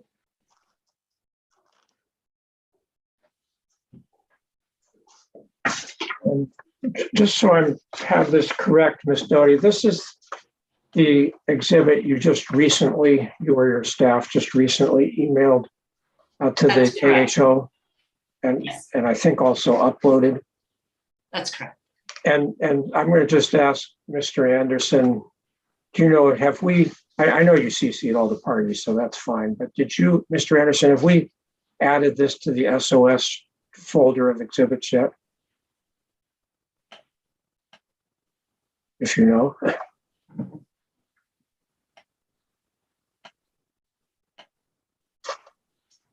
I think he's checking. Well, anyway, you may go ahead and ask your question. We have it up on the screen, so I guess Ms. Mullen got it from somewhere. So anyway, go ahead, and if we have not yet added to the folder, we will. Anyway, go ahead with your questions. But you might want to first tell me and Mr. Nichols and the rest of us what this is, who prepared it, and what the purpose is of this. So I'd like to ask Mr. Nichols if he's actually familiar with it and allow him to drive the scrolling as necessary to respond to that question. Okay, I have no idea what it is. So Mr. Nichols, if you do, that would be very helpful. It looks like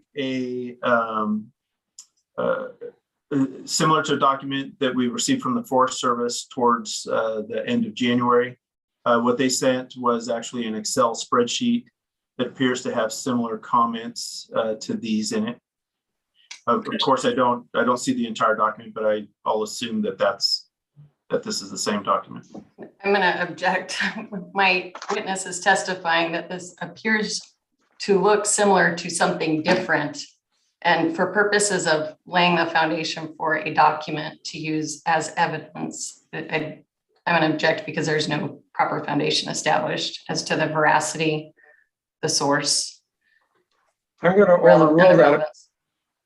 Excuse me. I'm going to overrule the objection. I think Ms. Doty's trying to establish the foundation right now. So I'm going to allow her to try to establish that. I don't know that she has established it yet, but I think she's trying to. So she's entitled to ask questions to attempt to establish a foundation.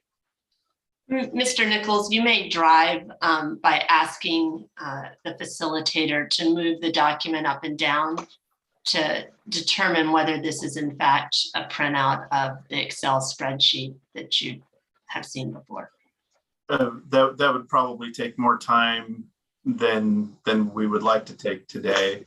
Understanding that we would essentially want to do a text comparison to see if it is the same, and I'm not going to be able to determine that by scrolling forwards and backwards without comparing. All right, but Mr. Nichols, to the best of your knowledge, does this document contain the same text as the Excel spreadsheet that you prepared and sent to the Forest Service in January that you just described? An Excel spreadsheet that they prepared and sent to us. Oh, excuse me. Yes.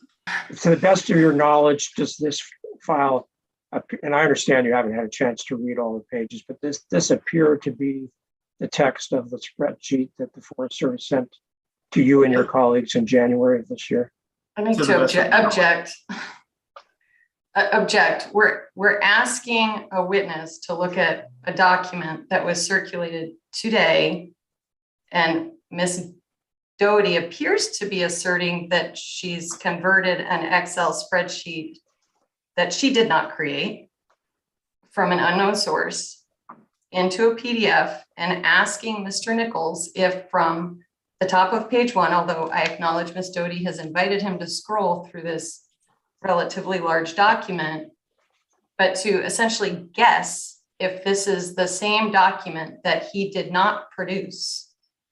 And I object. There is no proper foundation for this to be used as an exhibit for this purpose. The objection is overruled. He has stated that, to the best of his knowledge, it appears to be the same document.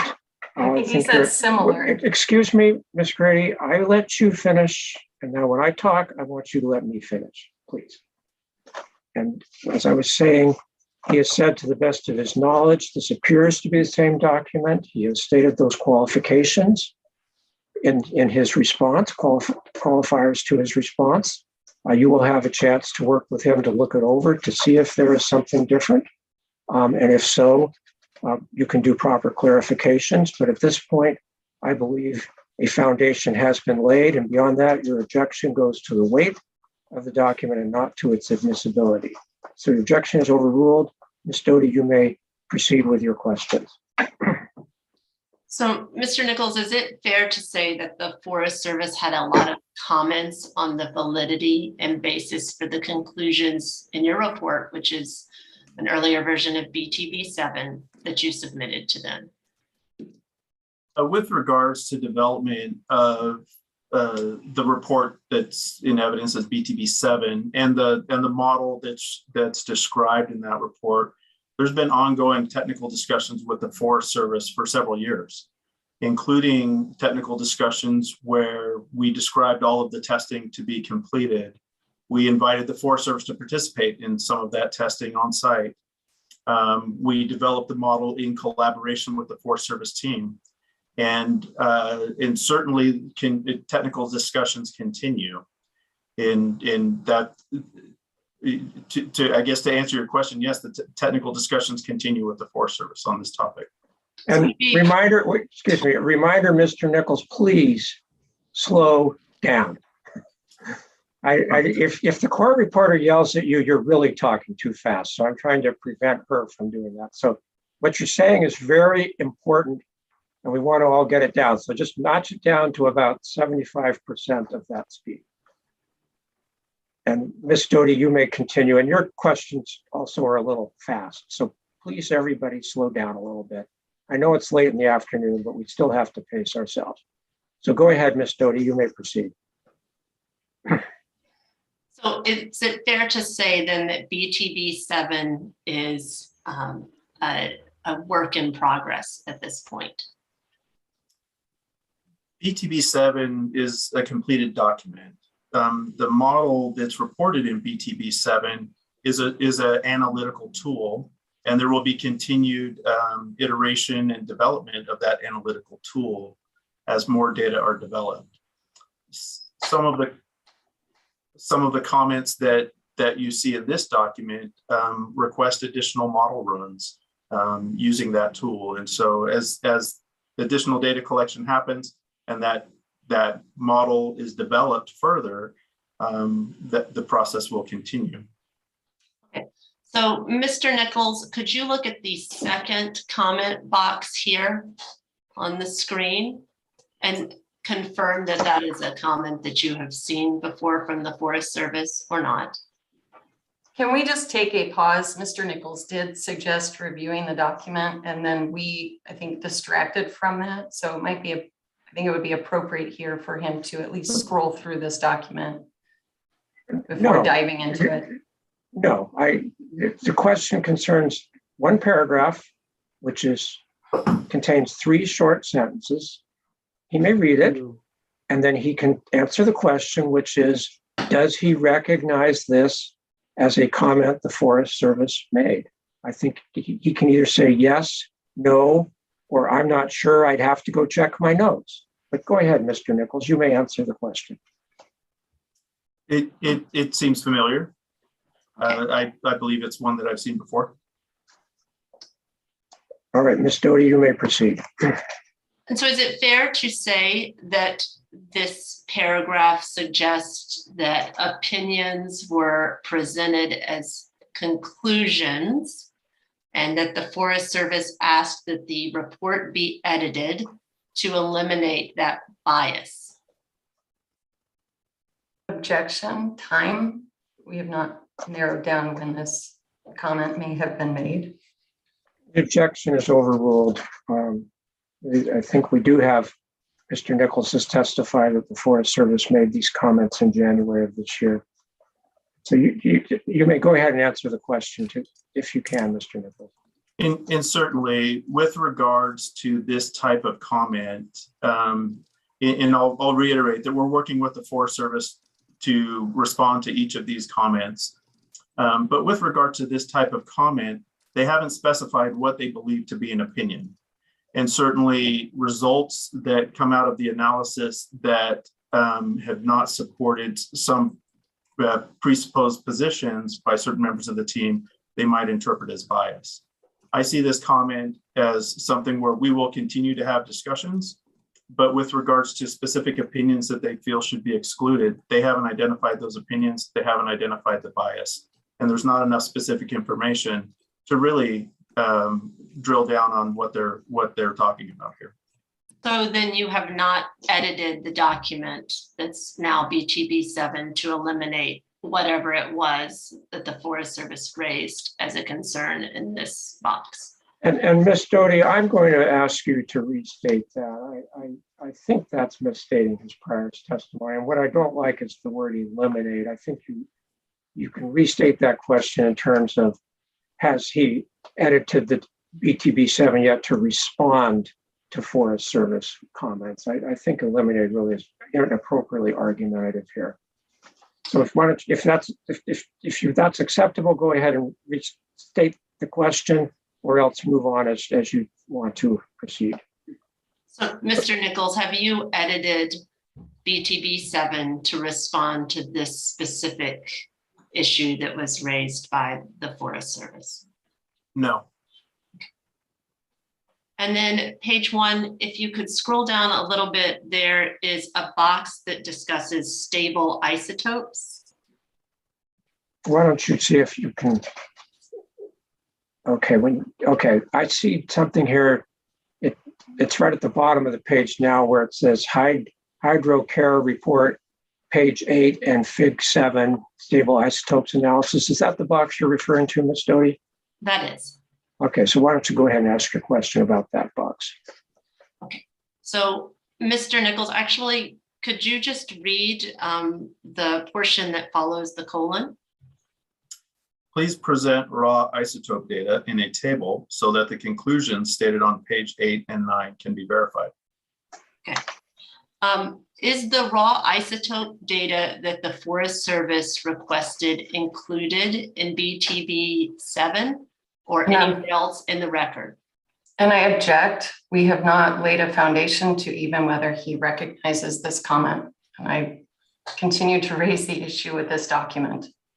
We'll withdraw the question and lay the foundation. All right, thank you. I was going to sustain the objection, so please do that. Okay. Mr. Nichols, do you recognize this comment as one that you've seen from the Forest Service previously? It's familiar. Okay. And is the raw isotope data that the Forest Service requested included in BTB 7 or anywhere else in the evidence for this matter? I think I'll restate part of my question or answer to your earlier question. In really, in a blanket form, there have been no changes to the document based on this comment document. There's been no changes to BTB 7 based on this comment document. As I stated earlier, we're working with the Forest Service to respond to each of these comments. So to the extent that the Forest Service observes that isotope data, there's not a table with isotope data in the report, that stands as the current condition. Okay, so Mr. Nichols, I want to differentiate here between the Forest Service might have made an error in its comment. So my question is simply, is there raw isotope data that supports the hydrochar conclusions in BTB 7 presently or anywhere else in evidence in this matter? I would have to check BTB 7 to see if the isotope data are there, to your point, to see if there was an error at the Forest Service, but I don't believe it would be in evidence any place else in the record. Okay, then can we pull up BTB 7 and allow him to do that? Because it's important that our experts know what the raw data is that they are dealing with. Objection. Argumentative testifying by the attorney.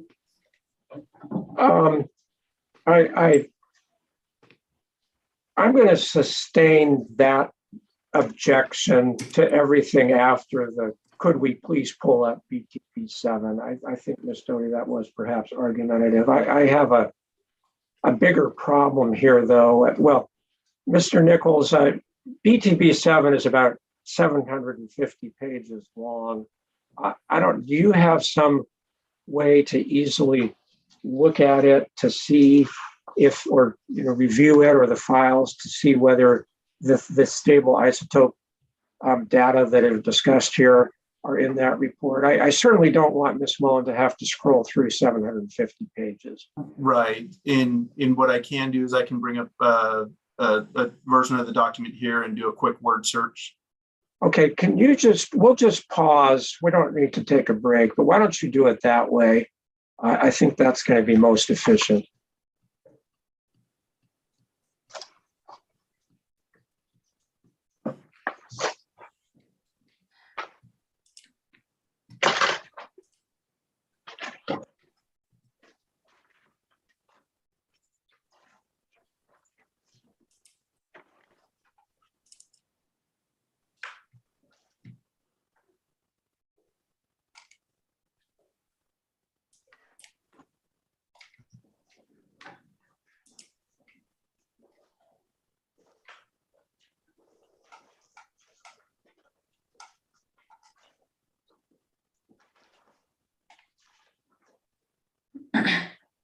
And so we don't have a table in the document with the isotope values. Do you have the data, the isotope values presented in any other way in the evidence?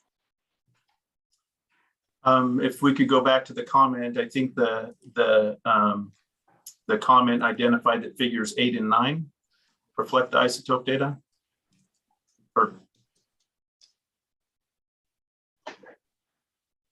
Okay, it says page 8 and figure 7, so hopefully we can find this. Okay, this is text. So Ms. Mullen, please put up BTB 7, and it's text page 8, which I think from my review over the weekend is PDF page 15. So let's go to PDF 15 and see what we find.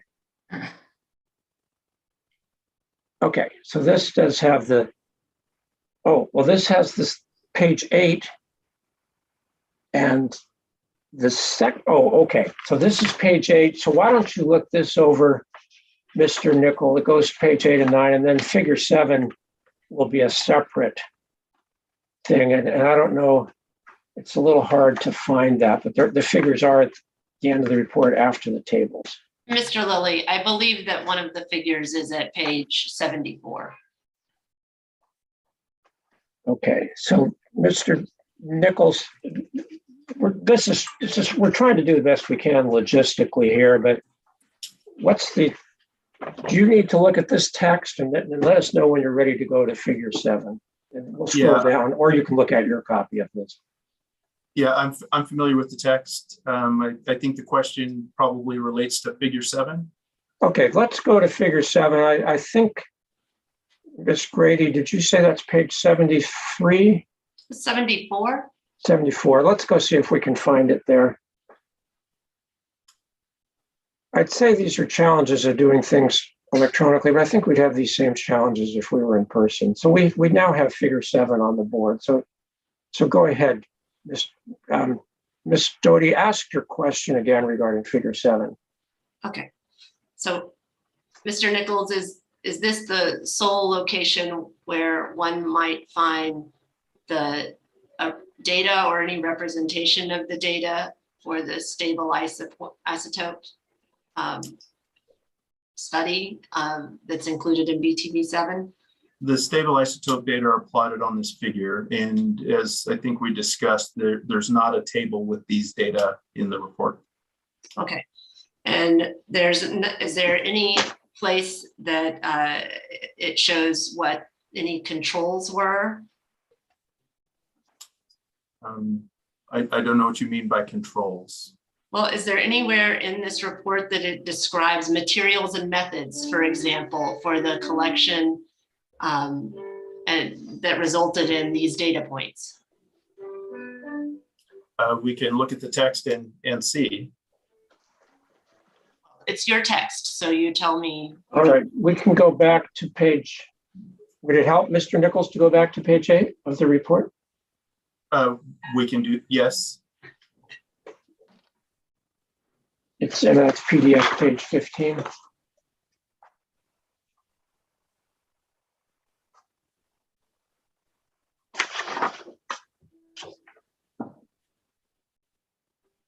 So why don't you scroll down, Ms. Mullen, to that section, stable isotope analysis.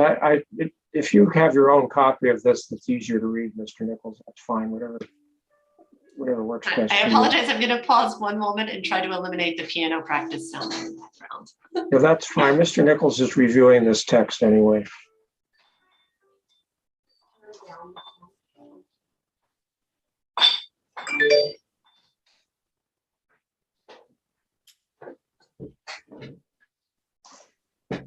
And we can scroll down if you want to, although I don't know if you have your own copy, it might be easier. I do, and I'm scrolling through my copy. Okay.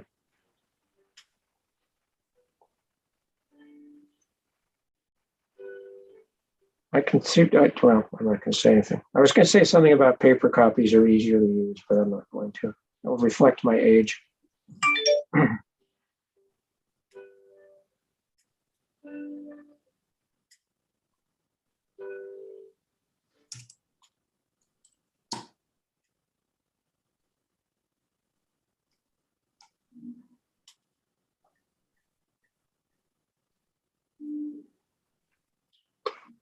All right, so Mr. Nichols, just let us know when you've had a chance to review this section. Sure, I'm ready to answer the question, or maybe restate the question. I'm not sure what the question was at the moment. All right, so yeah, Ms. Doty, either repeat or restate the question, please. I was asking where in the report the materials and methods are described for that resulted in the data shown in figure 7. Certainly the analyses are described in section 3.2.3.1. With regards to the method of sample collection, is that your question? Sure. I don't know that we describe the method of sample collection here. Okay. And then could we flip back to page 174?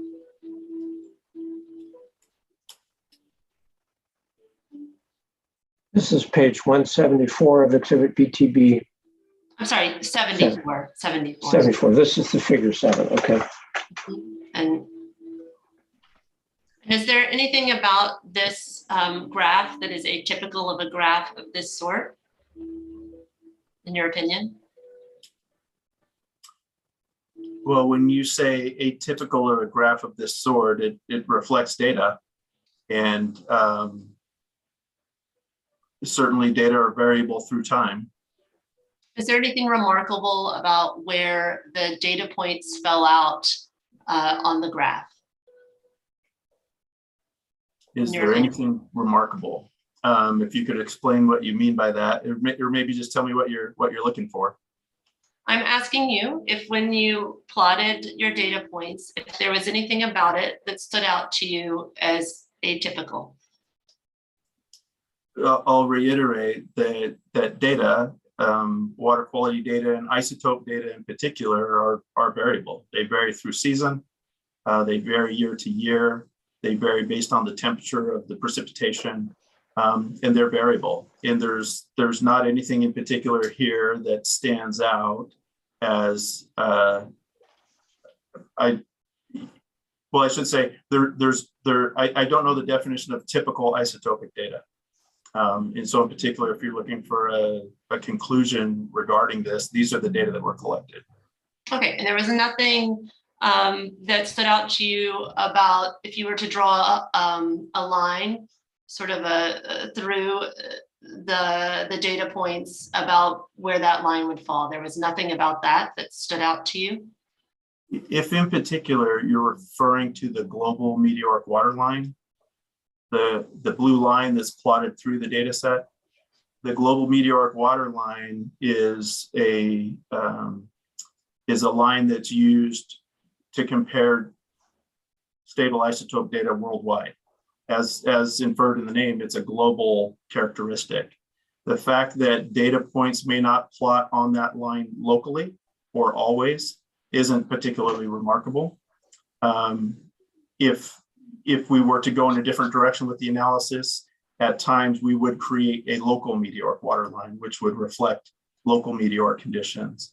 Beyond that, again, I don't see anything atypical in the data set. I don't see anything atypical with regards to how the global meteoric water line is plotted, in understanding that that is not a trend line through the data. Okay.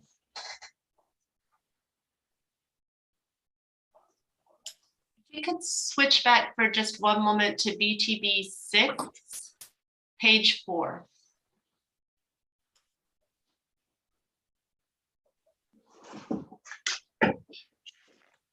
Okay, BTB 6, page 4. Go ahead. And this is the paragraph that addresses the paired basin study we discussed earlier.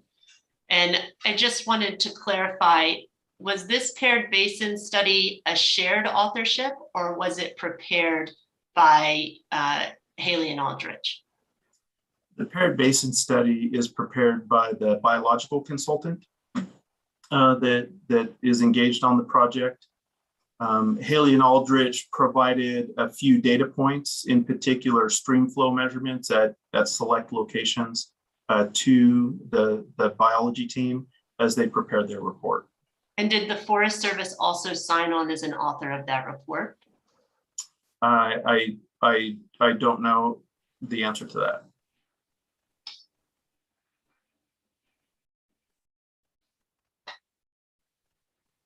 And so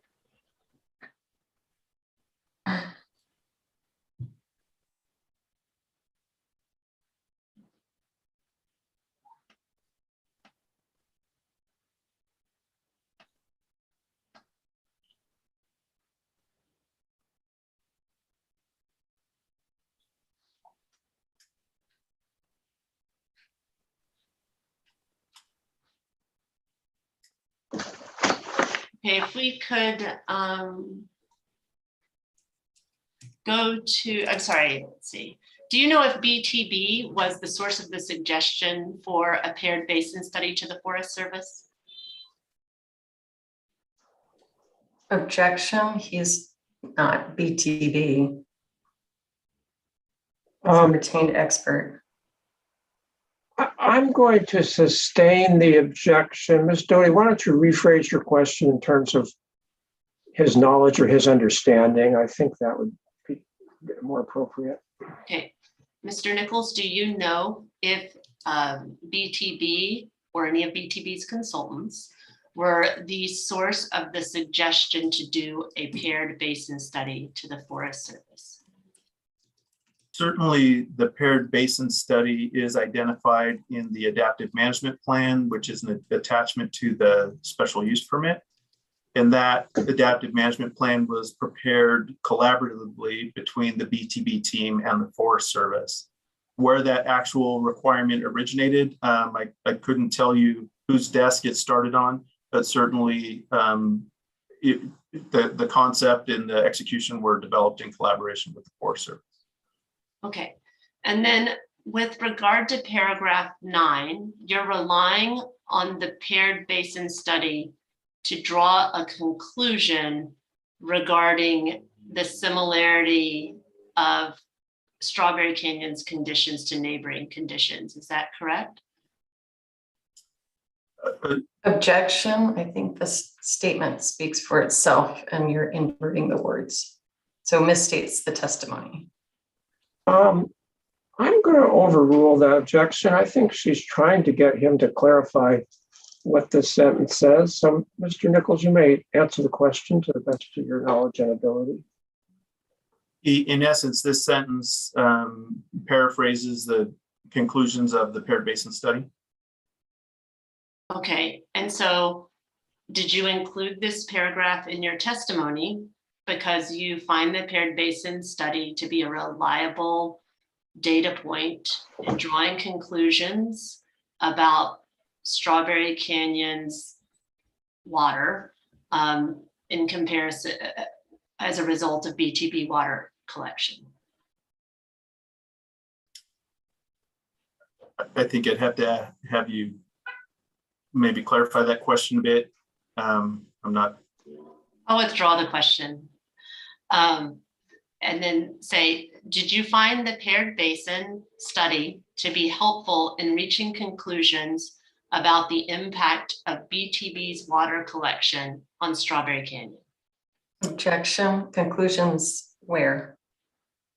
I'm going to overrule that objection. I think it's pretty clear the question is the conclusions that are stated in BTB 6. So go ahead and answer the question if you can.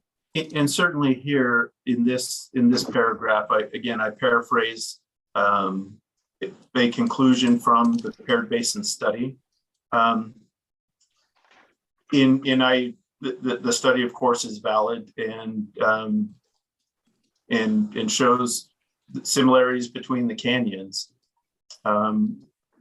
As I understand your question, you're asking if I found it to be important to my conclusions. Certainly the conclusions in BTB 7 were developed independent of the paired basin study, except for certain aspects that are identified in BTB 7 where there is comparison as required by the AMP. Is the AMP in evidence? I don't know. Is it attached to BTB 7? No. Can we go to page 24, paragraph 80 of BTB 7 or 6?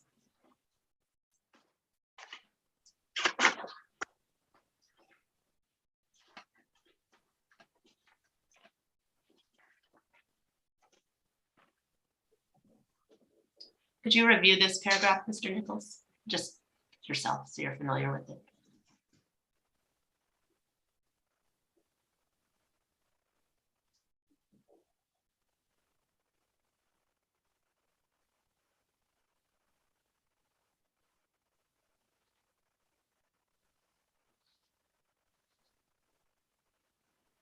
I've read it.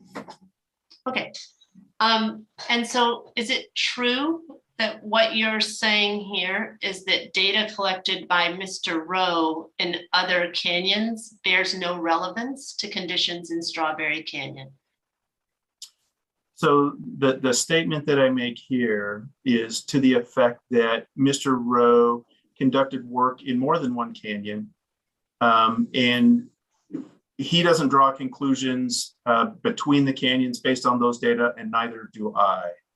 And so from that perspective, work that he did in the canyon referred to as West Twin, which we know as Waterman Canyon, doesn't bear relevance to conditions in Strawberry Canyon from the perspective of work that he did.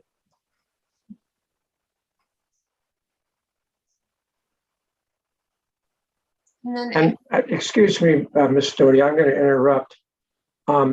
This says other nearby canyons, and you just mentioned one, West Twin Waterman. Are there others that your understanding is Rowe did analysis of besides West Twin Waterman? For instance, I believe that he, in his 1948 document, and I'm going from memory here, that he referred to conditions in East Twin also. And as I make this statement, conditions he observed in East Twin in 1948 or in Waterman Canyon, be that in 1948 or in other periods, isn't related to conditions that he observed in Strawberry Canyon in 1929 to 31. All right, thank you for the clarification. Ms. Stody, you may proceed. So would you say that's still true today, meaning that data from nearby canyons isn't relevant to determining what the undisturbed conditions in Strawberry Canyon would be today? Certainly, as you're aware, there's been a paired basin study, and that study is ongoing to the best of my knowledge. And the purpose of that is to determine the relevance of conditions in other canyons in comparison to Strawberry Canyon.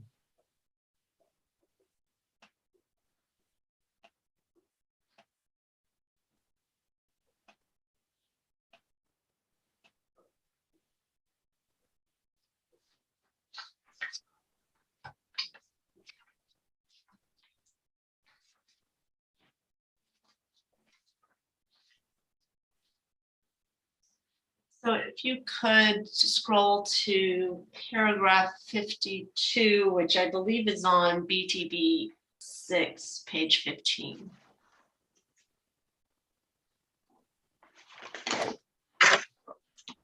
Okay, we're on page exhibit BTB 6, page 15, and we're scrolling down to the bottom of the paragraph. You want paragraph 52, did you say, Ms. Doty? Yes, please. So down to the bottom, which I think it carries over to the next page, but we'll start here. All right, so go ahead with your question. Okay, you reference Morton and Miller and Dibley. Are either or both of those papers in evidence? I would have to check. If we could go to the reference section below. I don't recall if those were submitted as exhibits or not. Okay, we can, yeah, the reference is on page 43. Do you want to, maybe we should look at that. Ms. Mullen, if you can go to page 43 to the bottom of the page.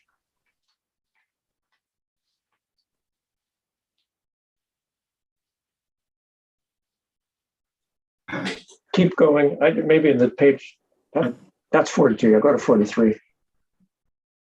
We're getting there, Mr. Nichols. Be patient.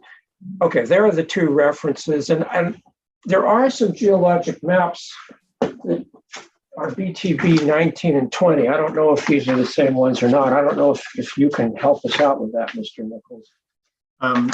If I could see them, I could confirm it.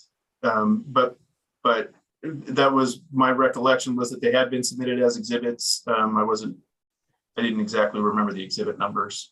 Yeah, I think I can probably get us through this pretty quickly. If we try to upload those, it's going to take a long time because they have a lot of megabytes. But Ms. Doty, I think it's pretty darn clear that these references are BTB 19 and 20. I mean, I have paper copies of them, and BTB 19 says geologic map of the Harrison Mountain, north one half of Redlands Quadrangles by Thomas Dibble.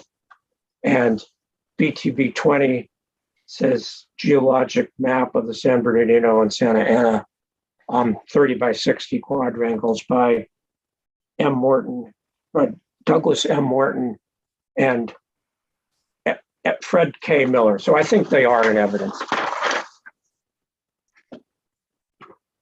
If we could go to BTB 6, page 38, paragraph 122.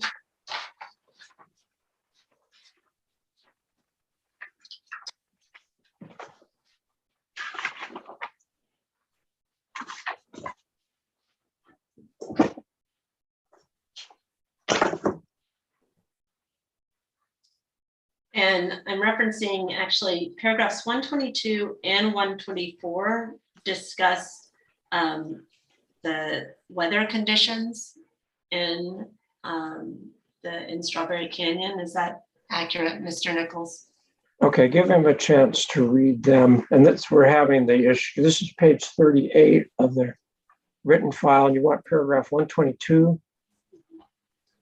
Is that what you said, Ms. Doty? Yes. Okay, so let's let him and me read it, and then you can ask your question. All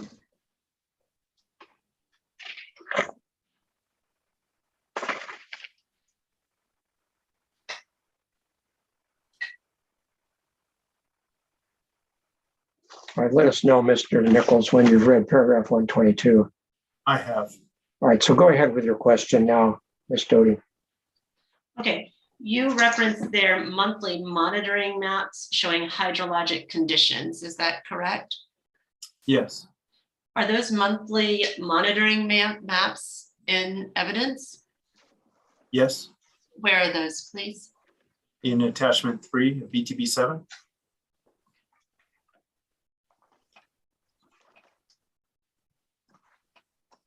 Now, I don't know if you need to, Ms. Doty, but if you want, we can scroll there. It's page BTB 7, page 539. So do you want us to scroll there? But they are, in fact. Actually, if you Sure. could, no.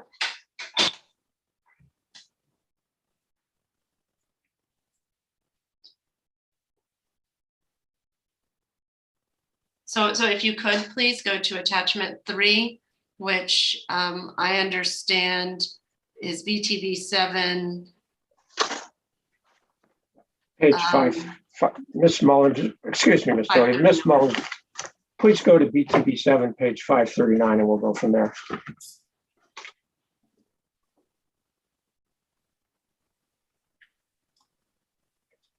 Okay, we're at the cover page for attachment 3. Go ahead, please proceed with your questions.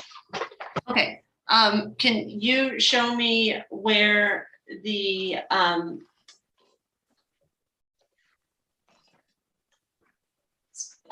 so the abnormal, this is flow data, is that correct? Yes, this is a series of maps with flow data reflected on them. It's also, the maps also include the extent of surface water expression during each of the monthly monitoring events. Okay, Mr. Nichols, is it fair to say that Strawberry Canyon is hydrologically altered from natural conditions? I can't conclude that. Is that? I'm sorry. This is the court reporter. Did you say I can conclude that or I can't? I cannot. Sorry. Cannot. Thank you.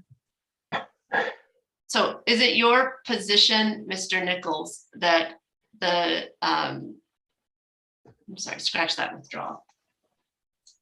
In paragraph 122, you also state that the 2016 to 2021 maps include both abnormally dry and relatively wet years.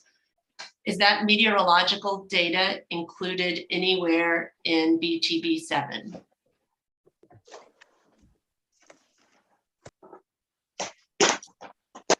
In particular, are you looking for rain gauge data or? I'm looking for the data upon which you relied to make that statement. Can we look at paragraph 122?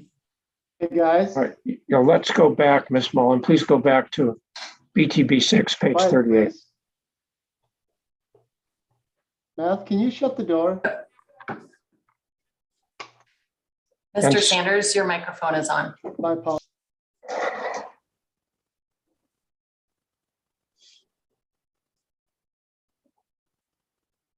All right, so we have paragraph 122 up again. Ms. Doty, why don't you, I think you're referring to the last sentence, but why don't you just maybe ask him to read that or take a look at it, and then you can restate your question or repeat it. Mr. Nichols, take the time you need to refresh your recollection. And then if we could also look at paragraph 124 as well. So let us know, Mr. Nichols, when you've read paragraph 122, and then we'll go to paragraph 124. I'm ready to go to 124. Okay.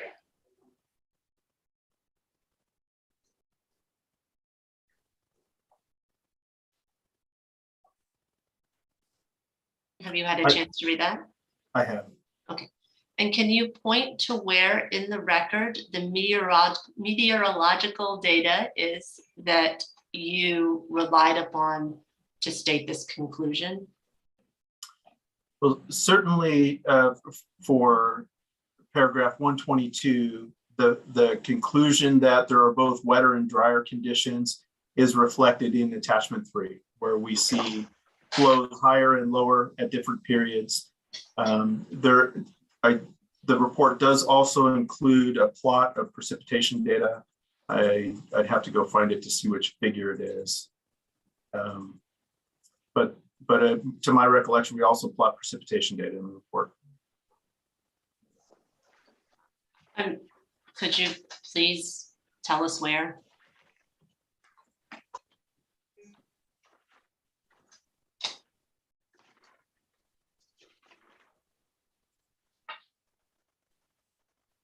So precipitation data is plotted with each of the shut-in tests. And I'm going to have these figures out of order, but figure 26 is an example of where precipitation data are plotted. And can you tell us where you obtained that precipitation data?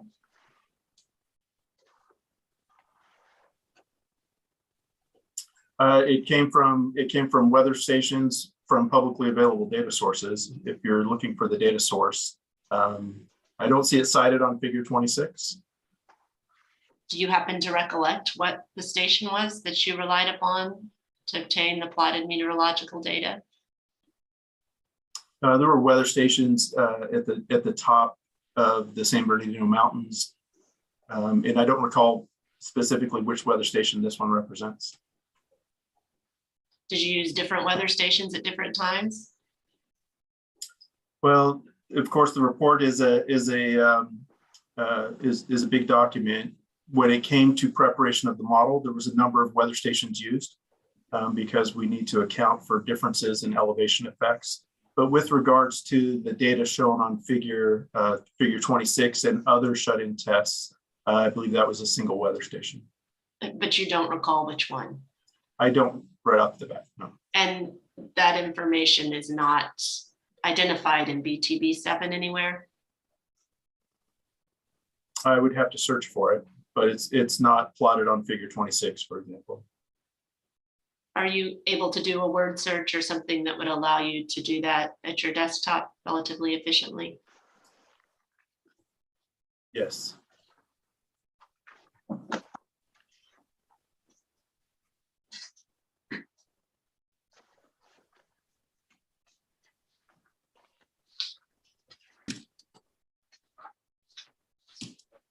So figure 1 shows the weather stations, or figure 31 shows the weather stations used to support the model. And I believe that the precipitation data that we look at on figure 26 was one of the weather stations shown on figure 31. Okay, so if I'm looking at an individual figure, for example, figure 26, how can I determine what the data set was that you used for that plot? As I stated, the weather station isn't listed on that figure.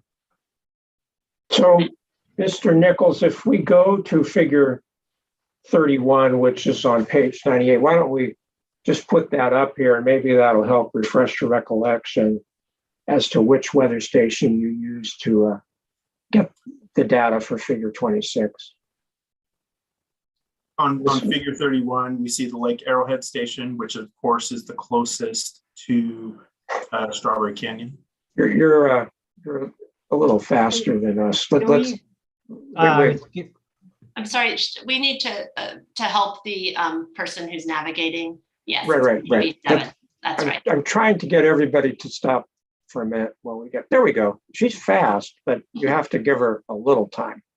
All right, we now have, and I'm stating all of this so our record is clear in case you're all wondering, but we now have page 98 of exhibit BTB 7 up, which is the figure 31 Mr. Nichols was discussing. And I just, maybe we can cut through this pretty quickly, but based on your review of this figure, Mr. Nichols, does that refresh your recollection as to which weather station was used for the plot in figure 26, which just shows the shut-in test with the precip data?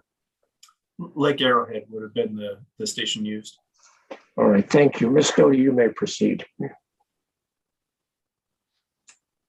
Lake Arrowhead was the only data center used? The only weather station used?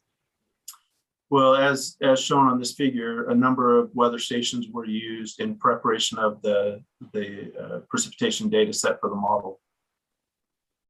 And do you describe anywhere in BTB 7 how you selected a particular weather station for a particular graph?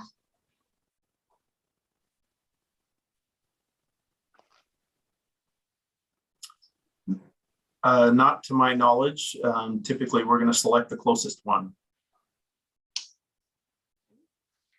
And did you use all precipitation data from each station, or did you selectively use precipitation data?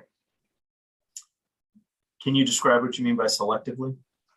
Well, if precipitation was described in a daily, hourly, monthly, I'm not sure because I don't have the data set.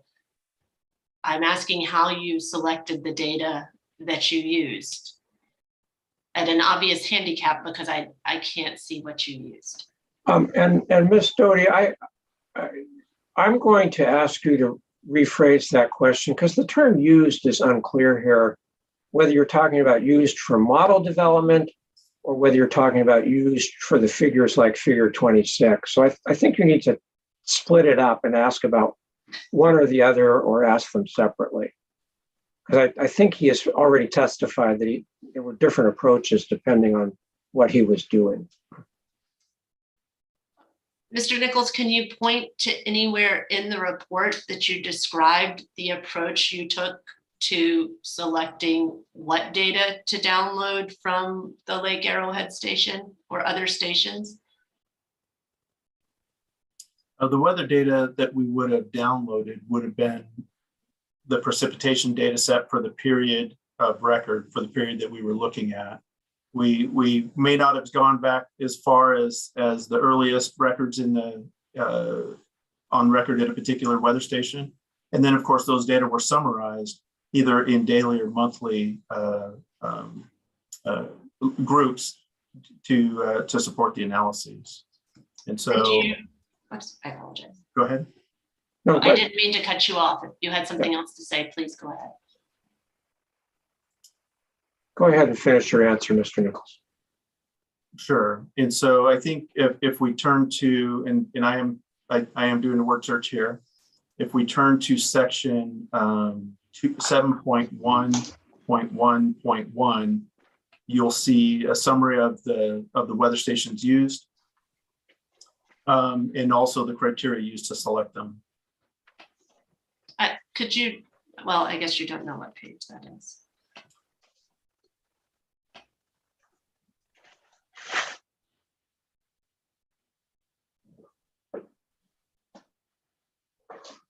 So did you say 7.1.1.1?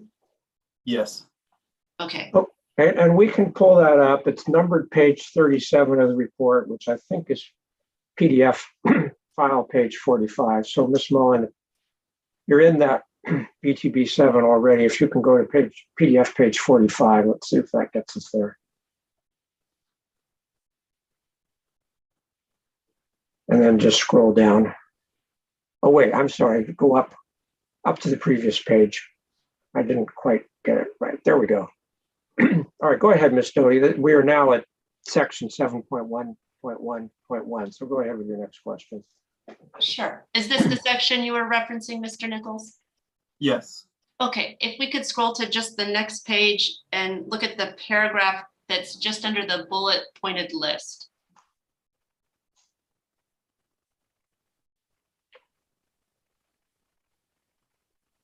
Okay, is this the totality of the explanation for how data was gathered from different weather stations in this report?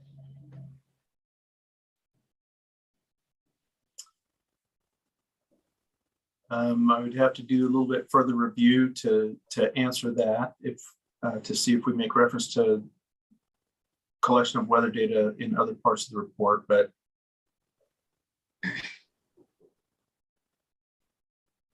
yes, I think this represents the process used to collect those data. So if I wanted to know what data was used for figure 26, this is the information, the most detailed information that I can find in BTB 7. Well, this paragraph identifies the stations that were used and provides the station numbers. But yes, this is reference to the stations that were used. Okay, and there's right in the middle of the paragraph, it says some supplemental stations were used to fill in data gaps. Yes. How would I know, looking at BTB 7, where supplemental station information was used to fill in a data gap? I think the remainder of that sentence identifies the stations that were used. How would I know when you relied on one of those? if I was looking at a particular figure? So if you look at figure 31, it shows you the spatial location of those stations. And the data gaps that are being filled by these stations are spatial in nature. So if I look at figure 26, since that's the one that was referenced before, There wasn't a supplemental station used to create that figure. and how could I tell that looking at the report? It's not referenced on the figure. And the supplemental stations are identified here in this paragraph. But if I were looking at figure 26, how do I know the method that was used to create figure 26?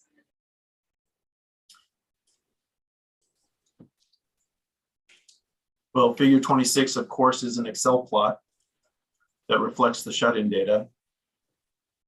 Or during hydraulic testing at boreholes 1188, that's an Excel plot.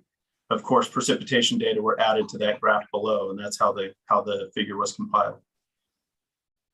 But if I wanted to try to reproduce the precipitation plot at the bottom of this page, where in this report is the information I would need to be able to accurately do that? Well, as I stated previously, the rain gauge or the weather station is not identified on this figure. Okay, The weather stations are listed in section 7.1.1.1, as we discussed. You would go identify the closest station to this location, pull in those data and plot it together with the shut-in data. and then I guess if my data looked different, I could assume you had used some supplemental data set and then start looking at those. The supplemental data or the supplemental stations that were used were identified as the Del Rosa Ranger Station and the Riverside Station. Those are spatially identified on figure 31, and they're not, they weren't used to compile this, and it wouldn't be, you wouldn't use that data to supplement this graphic. Okay. And then looking at figure 26, you said that you had an Excel sheet of the data that was used for the shut-in test here. Are those Excel sheets included in BTB7 or anywhere else in evidence? No, we provide a PDF copy of the output from those tools. Is that a complete copy? It is. And can you tell me where that is in evidence? Where BTB7 is the PDF copy that's in evidence. No, the PDF copy. I thought you meant that you produced the Excel spreadsheet in PDF. The PDF that you see in the report is the product of analysis that was performed in Excel, and it is the record that's in evidence. So the Excel, there's no printout of the Excel, the raw data. Is that correct? Correct. Okay, Well, so the data points that were used to produce figure 26 shut-in test, the individual data points, other than as they're represented on this graph, are not included in BTB7? The data points that are plotted on the graph are not included in BTB7. Principally, of course, this report was prepared for the Forest Service, and the data plotted on that graph were communicated to the Forest Service monthly as the data were collected. That was one of the components of the monthly reports that were provided to the Forest Service. So they have all of the Excel data represented in the upper portion of this figure. And so for that reason, it wasn't seen as additionally informative to include, to attach Excel sheets to a PDF report.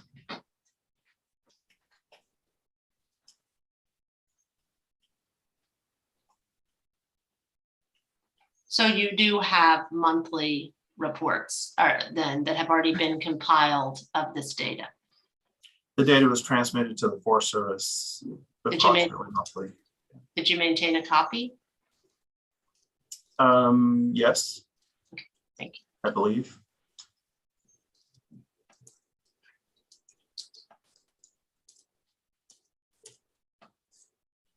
Mr. Nichols, you're fading off at the end of some of your answers and talking really fast. So when it's soft and quiet, so slow down and keep your voice up, please. I will. Thanks. Thank you. I told you she was going to get on you. Sorry. I'm sorry. It's a little bit of humor, but it's a good reminder for all of us. Okay, if you could please take us to BTB 6, page 37, paragraph 121. Okay.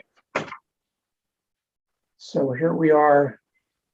This is, and again, with our revised PDF file, it's PDF page 38. It's page 37 of the text, written text, and it's paragraph 121. So please proceed, Ms. Doty. Okay. If you could take a second to refresh your recollection by reading that paragraph, Mr. Nichols, and I do believe it carries to the next page, so it's Yeah, fine just- if you need to scroll. Just let us know, Mr. Nichols, when you want us to scroll to the next page. I'm ready to go to the next page. Okay, let's go to the next page.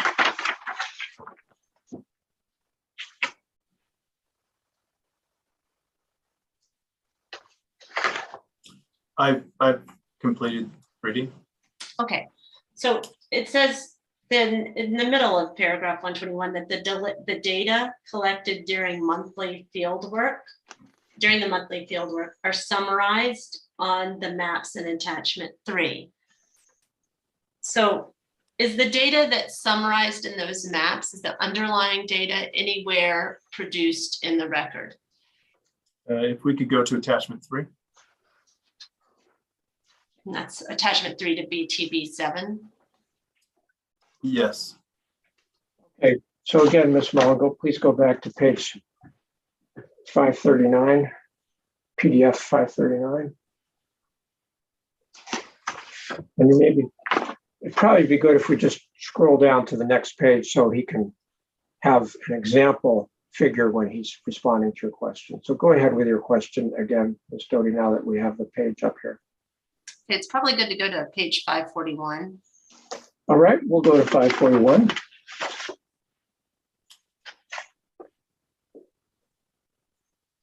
Okay, so you state that the data is summarized in attachment 3.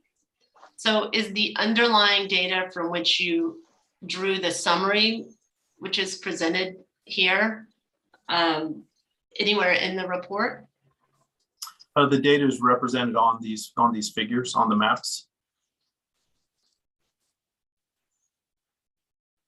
So when you say, for example, here at the location at the top, just under the top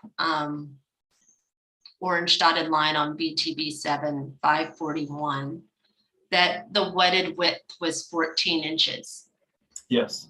Do you describe anywhere in the report the methodology for determining a width of 14 inches? The methodology was established under previous documents in collaboration again with the Forest Service. There was a series of studies done called Stream Characterization Inventory, I believe, which again, the Forest Service provided us with the method for measurement, and that's where that's documented. And is that method that you were provided with included anywhere in BTB 7? I believe the stream characterization inventories are included as attachments to BTB 7. Can you draw my attention to those?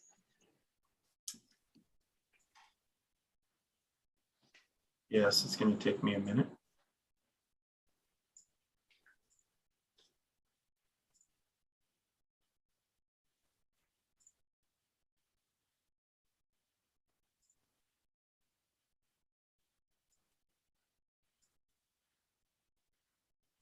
Attachment 2. All right, so Ms. Mullen, please go to page PDF 142.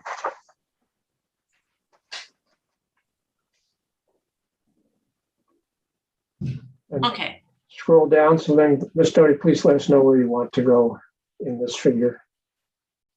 if Mr. Nichols could point us to where the methodology is described. In particular, for the example that you've selected where we're looking at the width, if you go to, I don't know I believe it's on PDF page 145.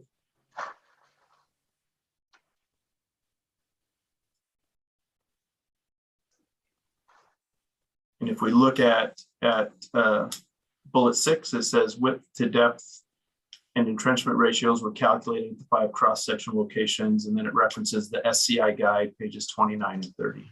And what's the SCI guide, please? We can turn to the reference section of that document. Actually, you can go back to the 2 pages earlier in the memo. It describes it. Sorry, but I'm just trying to help move things along here. So Ms. Mullen, please go up 1 more page.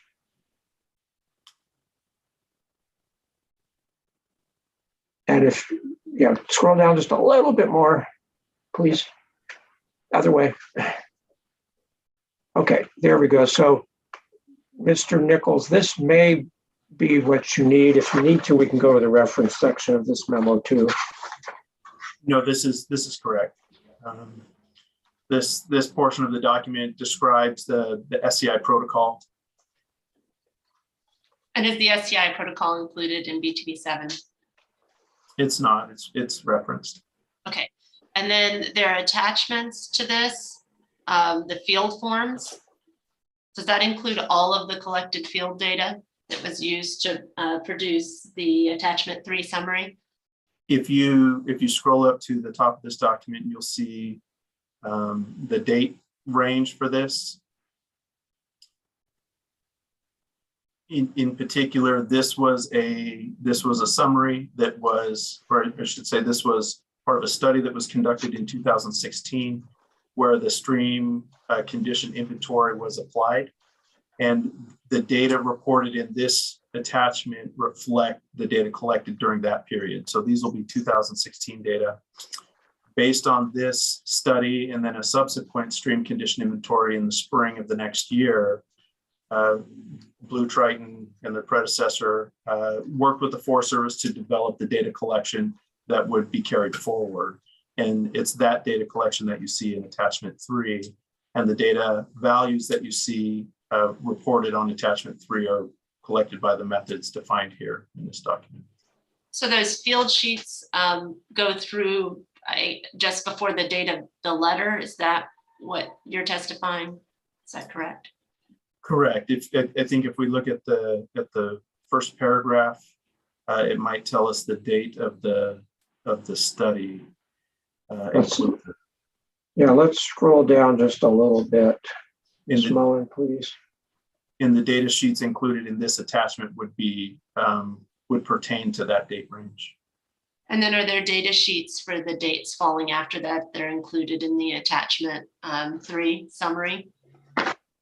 The data reflected on attachment 3 were not collected on data sheets. How were they collected? By hand measurement in the field, by GPS, and then recorded in field notebooks and transferred to the map products. So there is no spreadsheet of that data, or how is your method of keeping the data producing the map immediately, or? The data are reported monthly on the map. In transducer, data are reported monthly in Excel format.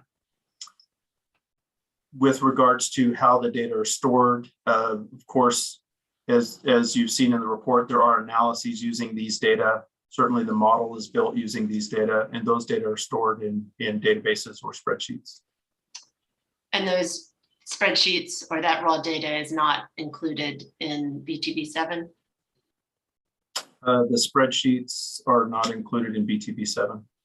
And you said you used a transducer. How frequently are you sampling flow, for instance?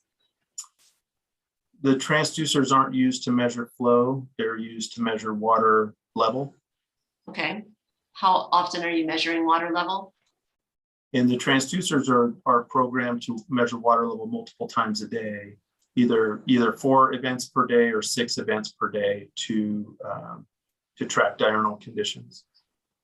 Okay, and so what you've reported here is, well, you have a flow cross section, for instance, which is from a particular date. So, but it's reported as the November 2016 monthly report.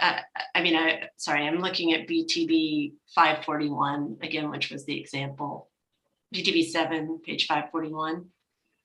You want us to flip back to that? We can go ahead and do that. Probably be good if we did. So, Ms. Mullen, please go to page 541.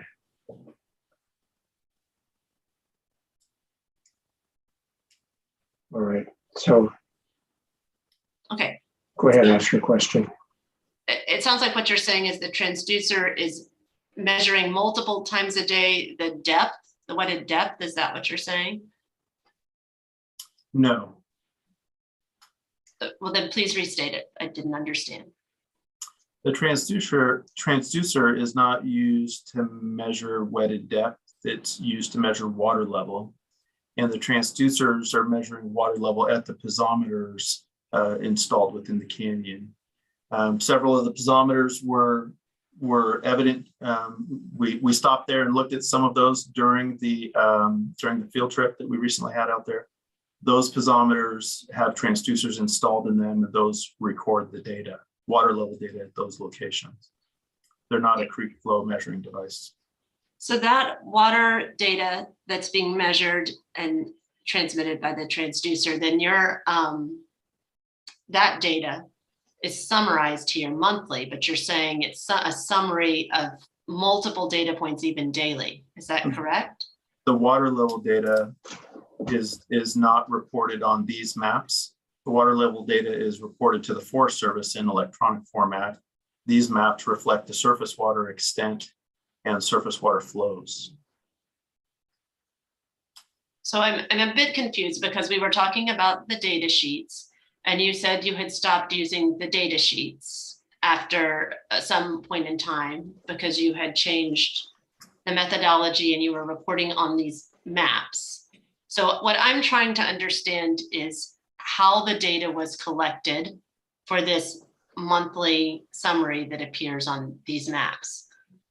So I think it might be helpful for all of us if we put up one of the data sheets with Mr. Nichols. We have, apparently they're in attachment 2. Can you tell us, it looks like, if I didn't print them all because there was hundreds of pages, but it looks like maybe around PDF page 149, we might find those. So I'm going to scroll there, and then Mr. Nichols, tell us if I'm getting close to the right place. It would certainly help me to see one of these data sheets. And certainly, and before we proceed, I would like to say that I think Ms. Doty's question misstated my testimony or what I had previously stated. I did note that, Mr. Nichols. I think there may have been some confusion between what piezometers measure and wetted depth, because clearly they're measuring 2 different things. Is that where you thought there was some confusion? And it sounded to me as though she said we changed our methods and changed our reporting methods. And I feel that's a mischaracterization. Okay, well, I'll withdraw that question and we can move on. I don't think it was answered. Okay. Otherwise, I was going to ask him to clarify, but if you'll withdraw that, let's move on. And so do you want to pursue this line of questioning, Ms. Doty, about the data sheets? Because if you do, I'd like to see a data sheet because I think that would really help us understand. I agree. I think that would be helpful. I think they start around BTB 7 151. Okay. So Ms. Mullen, please, you have BTB 7 up on the screen. Let's go to page 151. And Mr. Nichols, if you want to go to another page, that's fine. But we now have a stream measurement summary sheet up on the screen. So I think this will help a lot with the question. It certainly helps me understand it. So Ms. Doty, please go ahead and ask your question. what I'm trying to understand is where the supporting data is for the summaries in attachment 3. So if Mr. Nichols can just explain that, and if it changed over time, just be clear about the time frame in which each method was applied. Okay, and just so we're clear, this is in attachment 2. Right, but Mr. Nichols had testified in paragraph 121 of BTB 6 that the data collected during the monthly fieldwork are summarized on maps included in attachment 3. And then I believe he had directed our attention to attachment 2 when I asked him about what the underlying data was that was used for that summary. And Mr. Nichols, please correct me if I have mischaracterized what you were trying to explain. You have. In particular, I didn't direct you to these data sheets in support of the maps in attachment 3. These data sheets were collected specific to the SCI protocol, as identified in this attachment to the report. And as you can see on these data sets, they include a lot of parameters that are not reported or monitored on the later during the later data collection exercise. And in particular, the reason is the Forest Service asked that we conduct this stream characterization inventory because there hadn't been much characterization work done in Strawberry Canyon. And if you scroll through these data sheets, you'll see things like sediment counts and stream gradient, sinuosity, elements like that, which frankly don't change from month to month.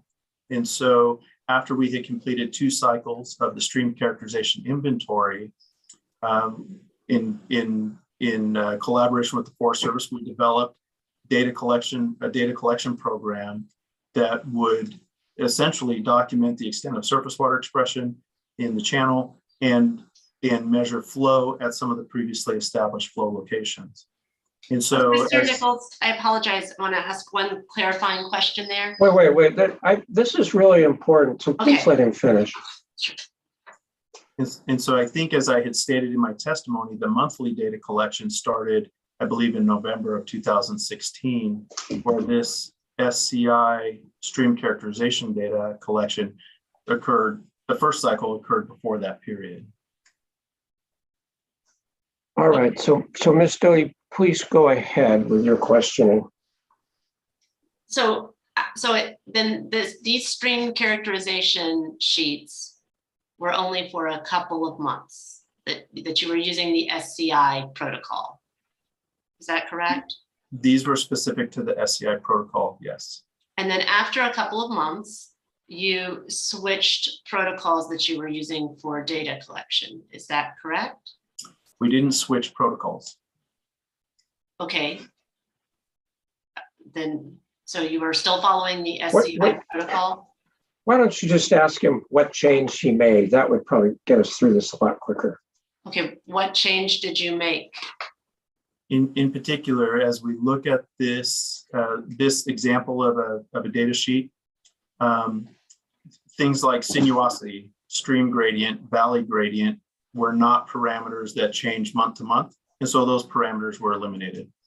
And the data collection was reduced to measuring flow in the channel and the extent of surface water expression.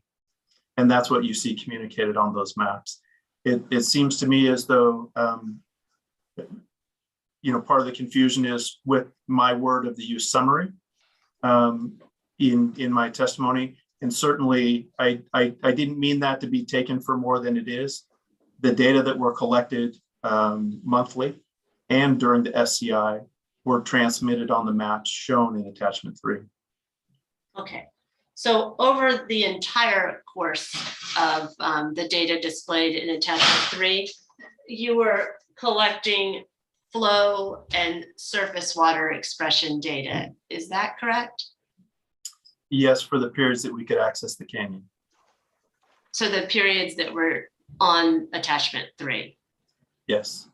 And you were collecting flow data multiple times a day. Is that accurate? No. Okay. how often were you collecting flow data? Each of the measurements shown on the maps in attachment 3 represent a single measurement event. And so- how, I apologize. Given logistics considerations for accessing the canyon, the way this is typically done is the field team would start at the top of the canyon in the morning. They would measure flow in the channel as they progress down the canyon. And they would be flown out of the canyon from the meadow area at the end of day 1. At the beginning of day 2, they would be flown into the meadow area and then walk down the canyon, making single measurements at each of the monitoring locations. And so each of the measurements made in particular represent a point in time during the day, during the field day. They didn't reverse themselves and go back up the canyon to measure flows later in the day. Okay, and did they take one measurement for flow at each location and date? No, they typically take multiple measurements. How many? It's going to be at least 3 and sometimes more. Okay, and is the protocol for the location that they, in the stream channel where they would take the measurement included in BTB 7? I'm not sure I fully understand the question. The protocol for the location is. They could take the measurement in the middle of the stream, on the side of the stream, at the deepest identified point that they can see. How do they determine where in the stream to take the measurement? Well, given conditions in the canyon, the width of the stream varies throughout the year, and different measurements or different methods of measurement are used depending on conditions. And so really it's dependent on how much water is in the creek channel with regards to how that flow is measured. And is there anywhere in the report described which method was selected for each data point that's described in the summary? But again, the methods are described in the SCI document. Does the SCI direct how to select the method for the individual data point? I would have to review the document again to tell you definitively, but there are instructions on how to monitor a creek flow to my recollection. So where I'm hung up here is that I think you just said that there are different methods that are used depending on the flow. At different times of year, it's a lot of flow or a little flow or something. And what I'm trying to understand is, since there are multiple methods that could be applied, how you decided at each particular data point which method to use. Well, in particular, for example, we use a propeller flow meter. It's a staff with an electronic propeller on it. When flow conditions are too low, the propeller isn't fully submerged, and then we can't use that method. And we have to use another method where we'll set a plastic sheet in the channel and then funnel that water into a bucket and time it essentially. And so it depends again on the conditions that exist in the canyon, which flow measurement method is used. And is that data included anywhere in the report? Which method was used for each individual data point? No.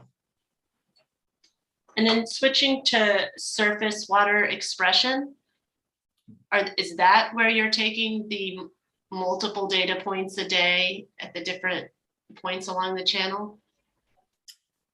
The extent of surface water expression is really reflected by the length of the blue lines shown on the maps in attachment 3.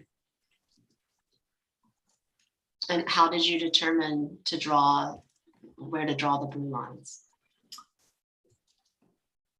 I believe, and we've been through so many documents now that I don't recall whether that was in BTB 7 or in my testimony, but in essence, the field staff, as they're traversing the canyon, mark with a GPS where water is observed and where water ends.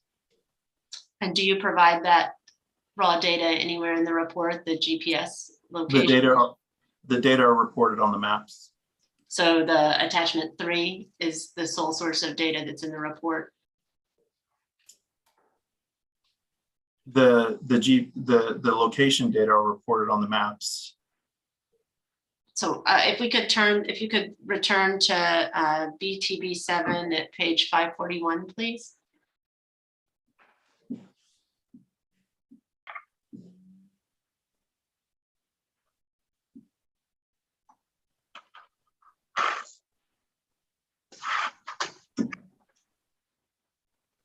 Can you show me where the GPS data is?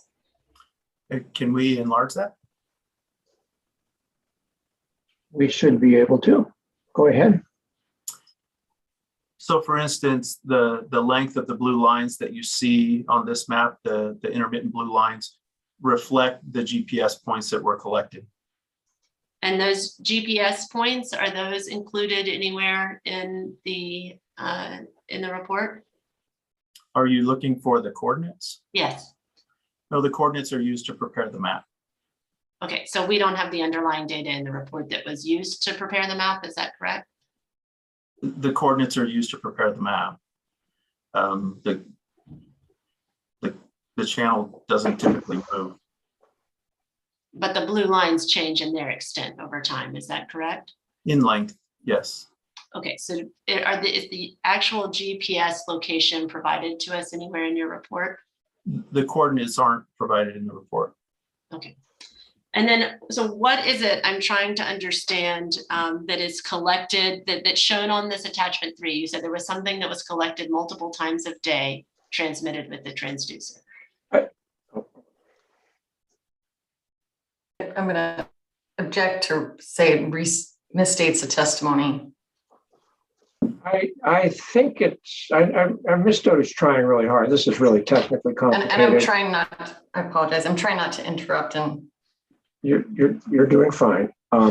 Thank you.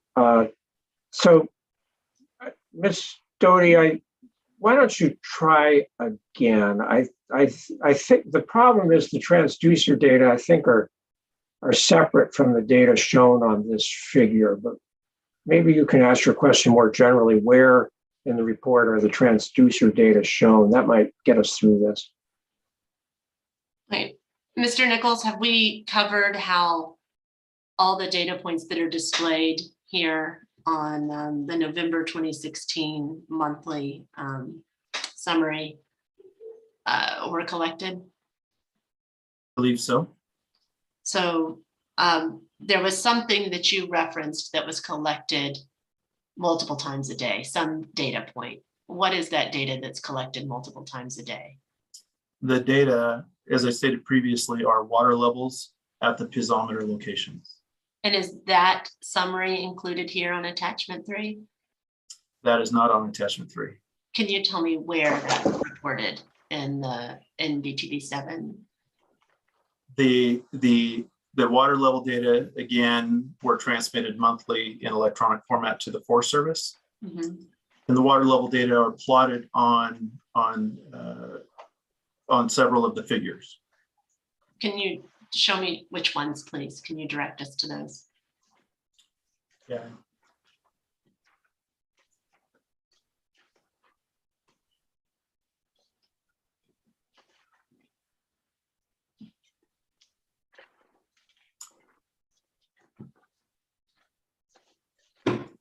We go to figure 24. Okay, let's go ahead and put this up. This is BTB 7 PDF file, page 91.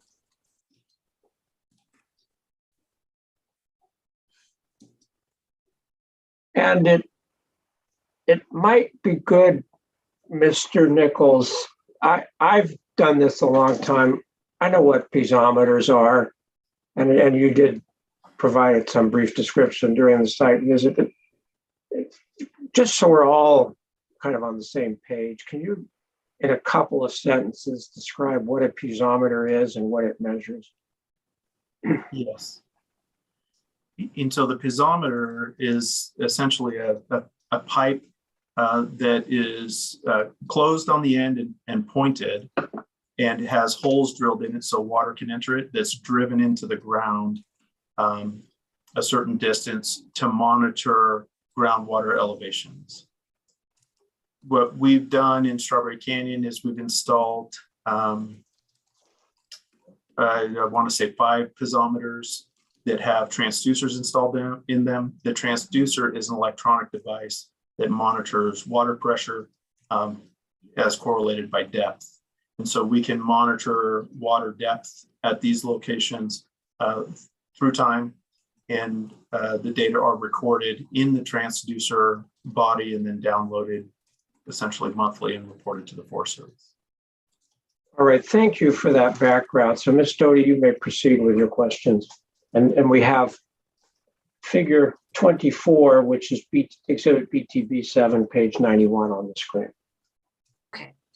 So this graph was created then from all of the data that was collected from 3/1/2021 to 6/29/2021 from piezometers at the indicated locations. Is that correct? Yes, these are the piezometers for that date range. In particular, there's 2 piezometers shown on this plot. So I'm looking at, so the piezometers are indicated by the green, yellow, and black dots, or you're saying 2, and I'm trying to understand. You'll see in the legend up on the upper left, there's a green line that's referenced as Meadows South piezometer, and you'll see a gray line that's referenced as Meadows North piezometer. Okay. And so the green and gray lines below are the water levels through that period. Okay. And then you said that the data is collected, I guess, logged locally over the course of the month and then transmitted monthly. Is that? It's downloaded by our field staff, and then that's one of the components that's reported to the Forest Service monthly. And is that data itself included anywhere in BTB7? The actual water levels are not included in tabular format. They're plotted on this graph. So the only place that data is represented in BTB7 is in this graph? It's on the graph. Okay.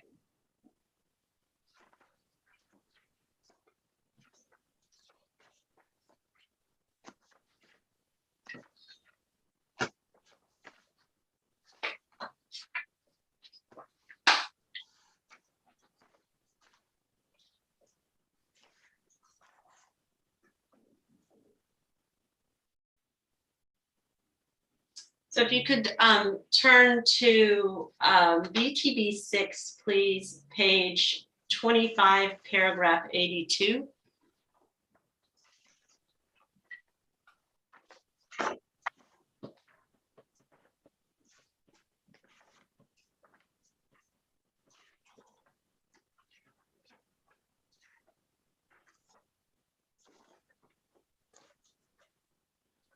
No.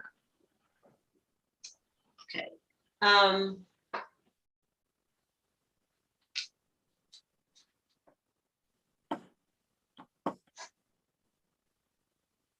If you could familiarize yourself with that paragraph again.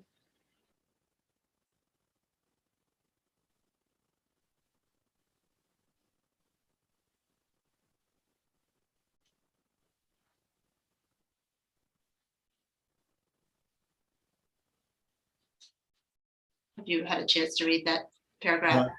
Okay. Yes. And we've talked about attachment 3, figure 24, a number of different parts of BTB7. Have we covered where in BTB7 the data that is referenced in paragraph 82 is presented in your report? All of it?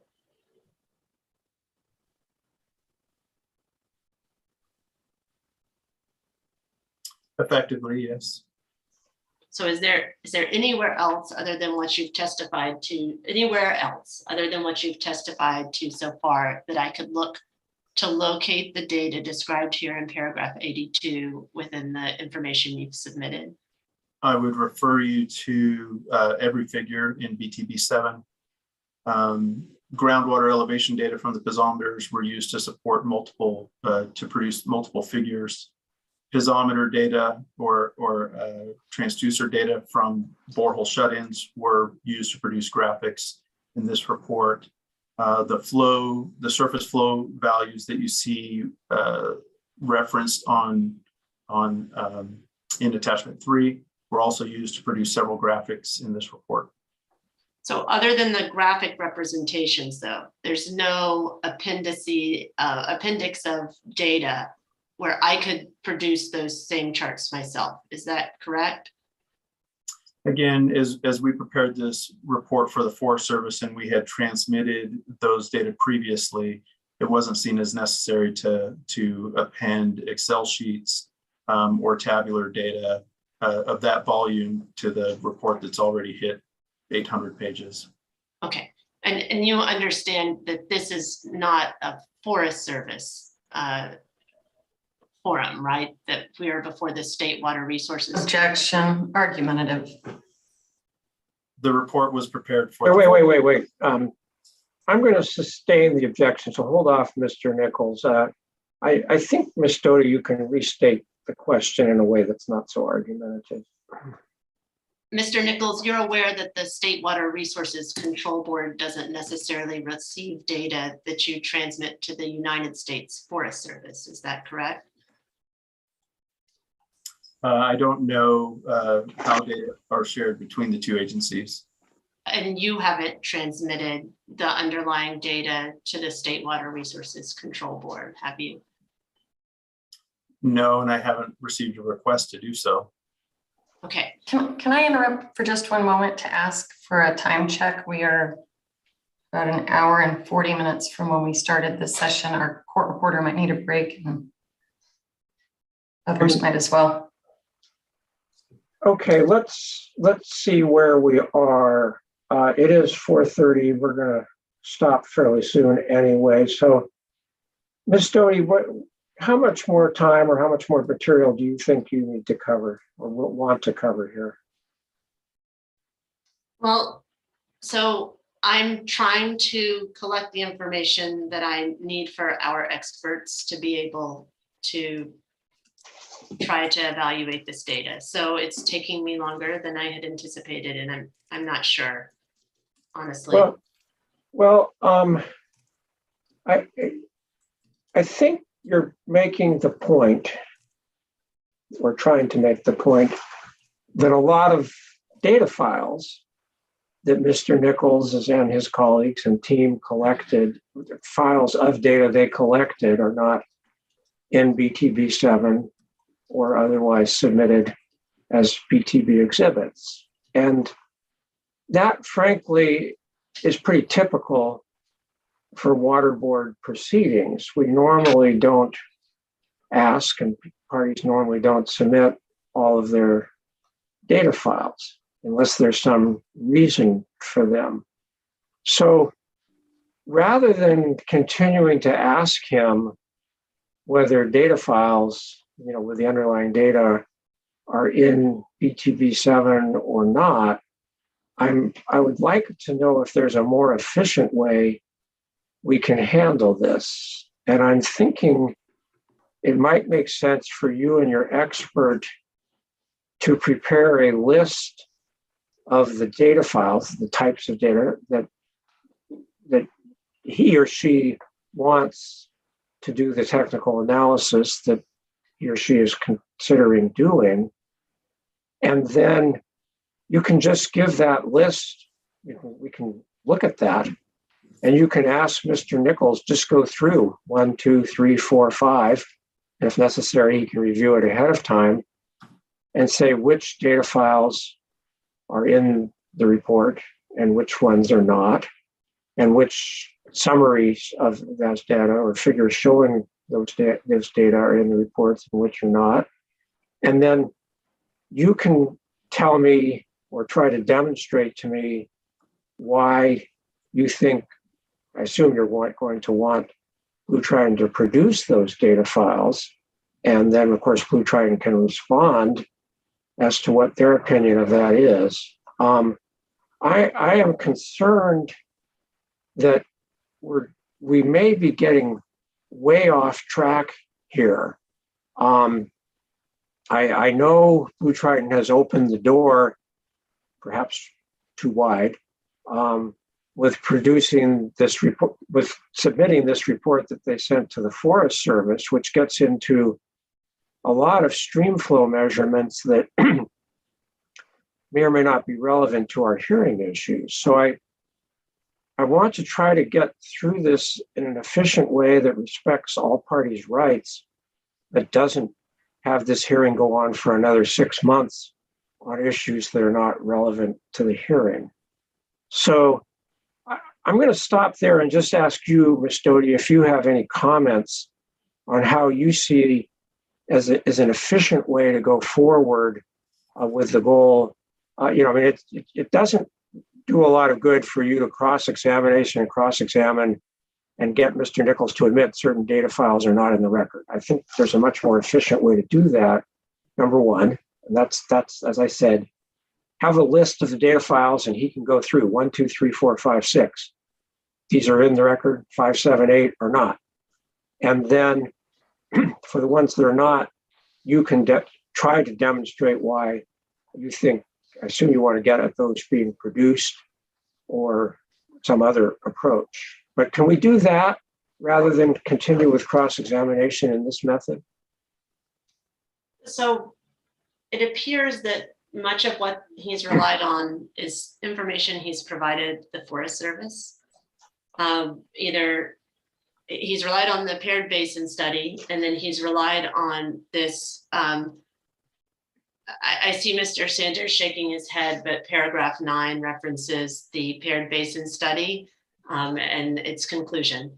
And we don't have that, and we don't have the information that underlies this report, which the Forest Service requested. The Forest Service didn't request a summary, and they've chosen to submit this report as the overwhelming bulk of what they're presenting in support. The Forest Service has produced 8 or 9 single space pages, at least, of problems with the report. And so I think we would be entitled to the data sets that were provided to the Forest Service, which should be easy to transmit. They've already been transmitted. I presume they keep a record of what they provide to the Forest Service. And then I think we would be entitled to communications regarding what's missing, because they've represented that this report was prepared in conjunction with the Forest Service, and that it's a finished report, and that there's just some modeling information that would be naturally changed over time. So I think we would be entitled to that ongoing conversation about how the model is developing over time. And Mr. Nichols has also testified that their operations aren't in any way changing surface conditions from what they were in Mr. Rowe's time. And so I do think the wetted length of the channel matters, because if that's not true, then we should be able to look at the data set, reproduce that, and compare it to Mr. Rowe's data, the data from the MAN reports, the data that was produced by Dames and Moore. So I think we would be entitled to summarize to the information that has been produced to the Forest Service in the conversation about the models for both the groundwater and surface water report, this report that Haley and Aldridge produced, and also the basin comparison. Okay. So here's the problem I have. See your hand, Miss Grady. I'll get to you in just a minute. But here's the problem I have. The issues before the State Water Board in this hearing are not the same as the issues before the Forest Service in its special use permit process. I don't know exactly what the Forest Service is doing, but I'm under the impression pretty clearly that they're going to go into a lot more detail on issues that they need to for their process than what the water board needs to for its process. The water board obviously has a very different set of issues here. So I really don't want to basically get in all the information from the Forest Service process. I mean, they're spending years on that. I think most of that data may not be relevant to our issues. On the other hand, and the other thing is, I think there's a fundamental distinction here between data collection, the stream flow data, and wetted channel data. Those are data, they are not modeling. And I think that is something that's relatively straightforward. I mean, frankly, I don't know for sure, but I have pretty high confidence that Haley and Aldridge has not fabricated the figures, and that the figures, in fact, accurately represent the data sets. I mean, they certainly give the impression that they're a very professional organization. I would be shocked if they did anything where the data sets were inconsistent with what's in the figures, unless there was just some error, which certainly can happen. So I'm not even sure how relevant that is. I mean, I know BlueTriton has raised that issue, but I'm not sure how relevant that is to our hearing issues.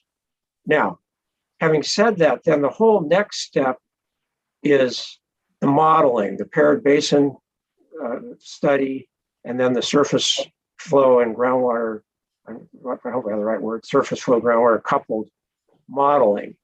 And I understand that's going to get to be a lot more complicated, because that's not only a bunch of data files for input, but then that's getting into the modeling itself. And I'm concerned that that also is going to take a lot of time on issues that may not be relevant here. I mean, our fundamental issues are really two, I think. Number one is, does the water board have jurisdiction over this water that's diverted at these 2 tunnels and 10 boreholes under the definitions in Water Code 1200? And then number two, if so, does BlueTriton, based on its predecessor's actions, have a pre-14 right that authorizes some or all of those diversions? So we need a way to get through this. And I'm not blaming you, Ms. Doty, because certainly BlueTriton has offered a lot of evidence on these other issues, and you're trying to address them. So I'm in a quandary as to how the most efficient way to deal with this is. I am inclined to not admit some of Mr. Nichols' testimony, not on the grounds that I have any doubt about the veracity of what he has testified, but on the grounds that it's opening the door to a lot of peripheral issues that are going to end up taking us a lot of time. So I don't know for sure what I'm going to do, but I just wanted to state my concerns. And with that, Ms. Grady, your hand was up. So if you can address the things I've just talked about, I would appreciate it.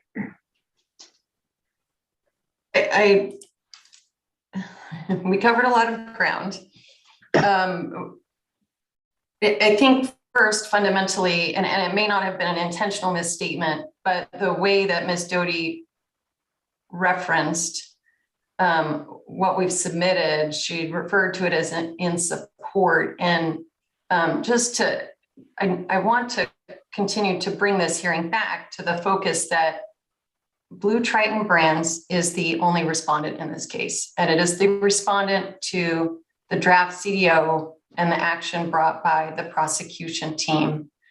Mr. Lilly, you have allowed these other participants in, and unfortunately, the path that it seems to be going down is a continuing in this point. This what just happened here the last hour and a half felt more like a deposition in discovery, where we were probing and exploring every facet, and I'm not questioning the right to cross-examine, but we are now probing at length sources of information that were reported to the prosecution team back before the CDO was issued.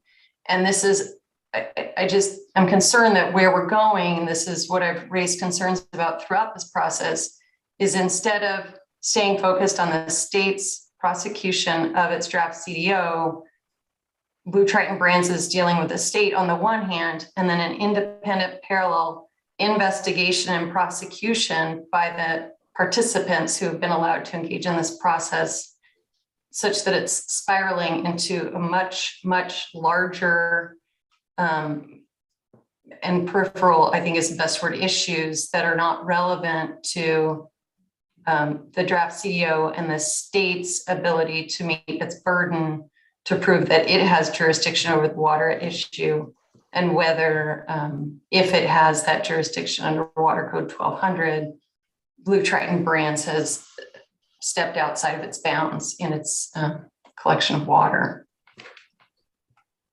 All right. So I fundamentally disagree with your position that other parties should not be allowed to participate or should not be allowed to robustly participate in the proceeding. I mean, this is a public hearing. And I didn't say that. I did not say that. Okay, well, if I misstated it, I disagree with your position that Ms. Doty has done something that's improper or has improperly spiraled this hearing out of control. I think the question here is what types of evidence are relevant to the hearing issues? So I'll tell you, I am, and BlueTriton did open the door on this by offering a lot of data here, a lot of information, testimony that I'm not sure is relevant to the hearing issues, but that's what's really caused this, I'll just say, extensive cross-examination and potential rebuttal, which could go on for quite a while more. So I would like you and your colleagues to discuss this, and let's get back. We'll discuss it again tomorrow morning when we get back. As I say, the two categories of information that I think are causing this concern are, number one, I'll just call it the stream flow, wetted perimeter, piezometer data, and the figures that Mr. Nichols has prepared from that data. I think that is, I'm not sure how relevant that is. I understand that that's in rebuttal to Mr. Rowe's testimony, and I think we may be able to basically put a circle around that and wrap that up. As I say, Ms. Doty's going to have to demonstrate to me why she needs the data files for that to rebut Mr. Nichols' testimony on that. But the next whole big step that I am concerned that it's really going to get out of control is the modeling.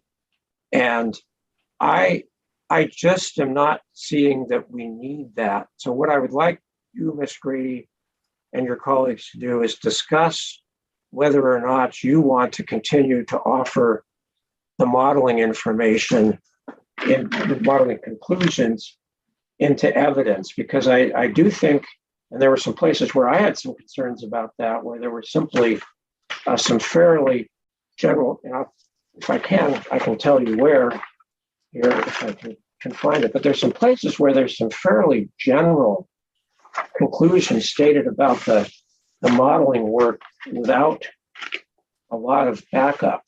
And I guess it's in, well, I can't find it right now, but I will. But that's apparently, Ms. Doty, it sounds like you are planning to do rebuttal to respond. But let me just ask you this. If we go forward, if BlueTriton's exhibits 6 and 7 are admitted entirely into evidence, what do you plan to cover on rebuttal as far as it's going to be additional modeling work, or if you can summarize in just a couple of sentences what you plan to cover?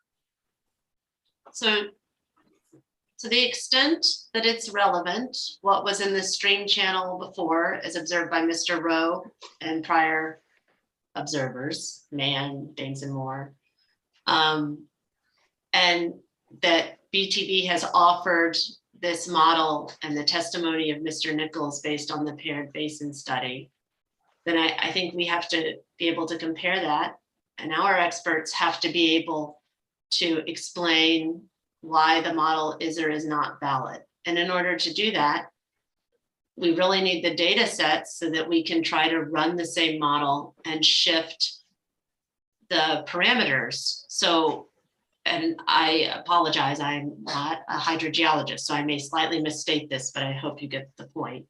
For example, the Forest Service raised some concerns about how the model dealt with potential pumping from other wells in the area, how they had inserted that into their model.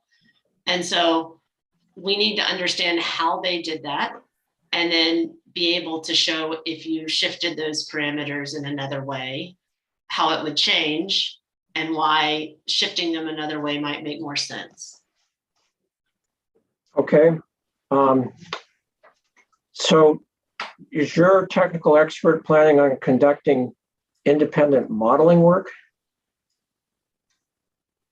So I'm not the expert, and the expert is somewhat waiting to see what comes out of this proceeding. And we had subpoenaed data that we haven't gotten.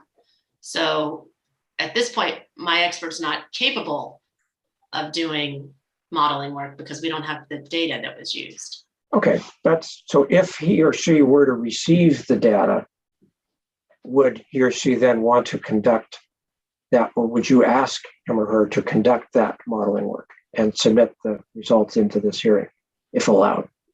I'm not sure because I'm not the expert if they would fully redo the model or if they would want to thoroughly understand the model, what data was included, what was excluded, what parameters were used in the model. They would want to have the material to understand fully how the model was used. And we have gotten pages of deficiencies in their ability to do that at this point. Okay, you're not really answering my question, but maybe you can't at this point. I just was trying to get a sense as to whether or not, if the BlueTriton modeling work is allowed into evidence, whether you would be submitting, I'll just say, but I don't know what's the word, responsive modeling work. I apologize. I could answer the question in the morning. I just would need to ask the expert. Okay, I think that would be good. We're getting late here, but I think we do need to cover that. By the way, Ms. Doty, while you're answering questions here, if we proceed, what topics do you intend to consider on cross-examination, cover on cross-examination that you've not covered yet? And do you have any time estimate for that? So I was going to proceed through this and then also the availability of some of the subpoena documents because BlueTriton Brands has said they're not available. And then I wanted to ask some questions about what Mr. Nichols knows just as a percipient witness, since he testified he's been there 100 times, about the canyon and the management of the pipeline. I wanted to ask him a few questions about Roe, although Mr. Petrozelli covered a lot of that. And then I have three random questions, but not topics. All right, well, thank you. So Mr. Petrozelli, your hand is up. You started it all by, I'm joking now, but your office prepared the draft CDO that commenced this proceeding. So what are your comments now? I'm sorry if I'm being facetious. Obviously, this is very important, but what are your comments now? Always our fault. I was going to say that the Mr. Nichols in paragraph 114 of his testimony, he references his observations about the flow response in Strawberry Creek to shut-in tests at boreholes 10-12 as consistent with the model. And he goes on in this paragraph to conclude that water collection in Strawberry Canyon is immeasurable or would be so small and would take so long to occur that it could not be distinguished from the many other natural seasonal flow variations, which are of much greater magnitude. That appears to be a conclusion or assertion that is important to some of the defenses that BlueTriton has raised. And since Mr. Nichols cites the model as part of that, it would appear that the model is important. We have a staff person who is following this and evaluating the model. So we were planning on including that in a SIR rebuttal. So that's where we were going. But if you are inclined to somehow exclude the model, that would certainly affect the scope of our SIR rebuttal. All right, Mr. Donlin, your hand is up, and you may want to wait until tomorrow to answer my question about whether you want to pursue having the model results in the record, so you have time to confer with your colleagues about that. But do you have a question or comment you'd like to make now? We're getting close to the end of the day. Well, yes, thank you, Mr. Lilly. I'd like to respond to what Mr. Petrozelli just said.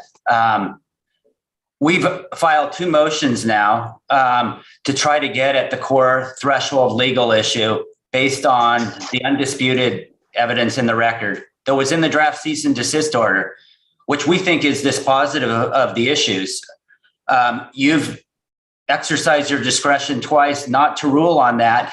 And we told you this is where we were going if we did not get to that issue. Frankly, I am at a loss right now what the legal standard is that you will be considering if you didn't rule on our motions to dismiss and motions for judgment, and you're concerned about the scope of Mr. Nichols' testimony and the modeling. We don't know what the target is. And that's a real problem for us. Mr. Petrozelli suggesting now that they have a modeler looking at modeling data and information that they've known has been in progress for 2 years is beyond the pale. Mr. Petrozelli and the prosecution team never asked for this information. They were given 2 presentations on preliminary results from this study. They never asked for the final study. They never asked for any of the modeling results. And Mr. Nichols testified to this today.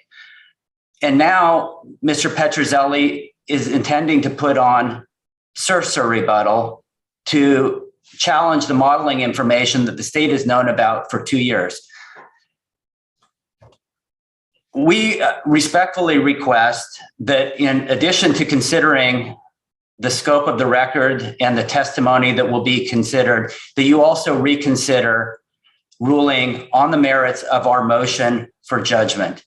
We think it gets at the issues. It will avoid the record issue that I know you're concerned about, as are we.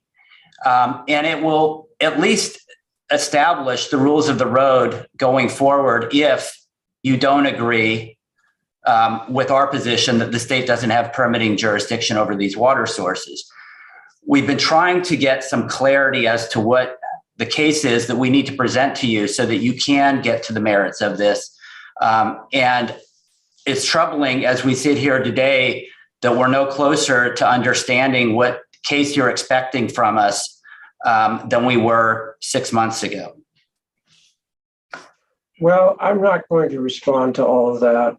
I'll just say that I denied your motions for judgment and the prosecution team's motions for judgments on procedural grounds, not substantive grounds, because I did think and still think it's best to have a complete record before I prepare a proposed order and the state board considers an order. But I think that's separate from what we're talking about here. But Ms. Fry, your hand is up. Go ahead. Yes, I think that the data is very important, especially on BT 7050. They on that graph they talk about hypothetical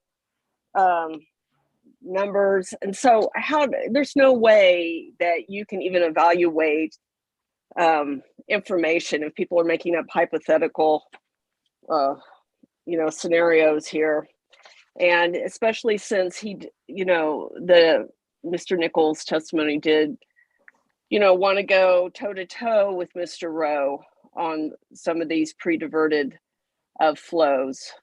And the other thing is the Forest Service is relying on the State Water Resource Control Board's ruling as well. And thank you for sticking up for the public. This is our water.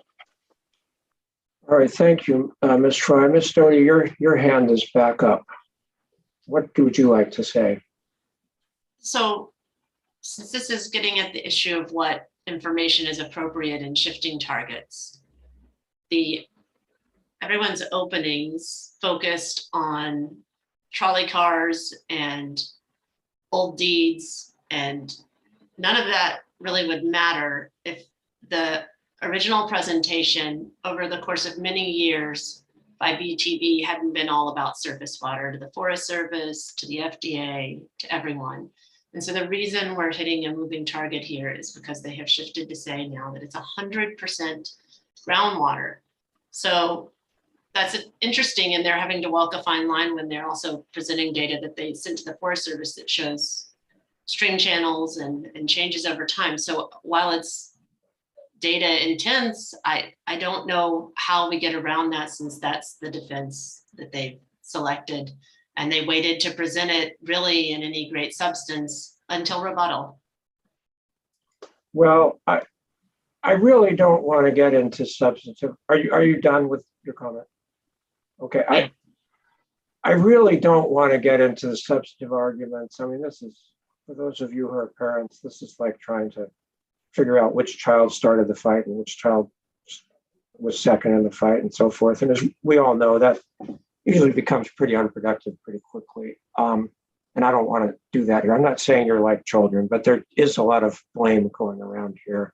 And I'll just note, Ms. Stody, that BlueTriton's predecessor did submit some very detailed responses to the draft ROI. The draft ROI came out in 2017, and BlueTriton submitted some responses in 2018. So I'm not sure I agree with you that they've changed their position, at least since then. I mean, there were some very detailed responses, and I'd have to go back and check, but I think their basic argument even then was, or their position was, this was all percolating groundwater that was not subject to the State Water Board's jurisdiction. So we could really spend a lot of unproductive time talking about who to blame, about who started what and who did what in response to whom and all that. And I don't really want to do that. I'm not going to do that.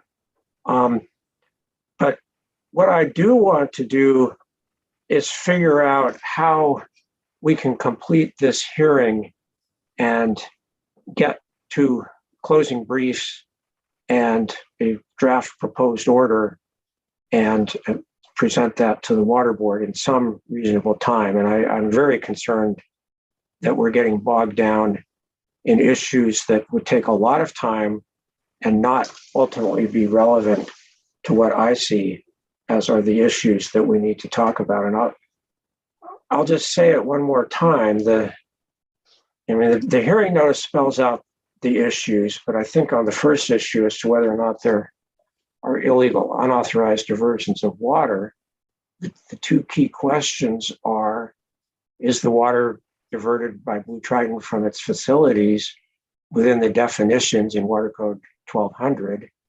And if so, what is the extent of their, if any, of their pre-14 right for they claim or allege would authorize some or all of those diversions? And I remain very concerned that we're getting beyond that. I mean, the Rowe information, frankly, is pretty interesting. I just was musing today. I'm sure Mr. Rowe in 1930 had no idea that we were going to all be looking at his reports 92 years later, but we are. And certainly, I can understand why BlueTriton wanted to respond to that with their data.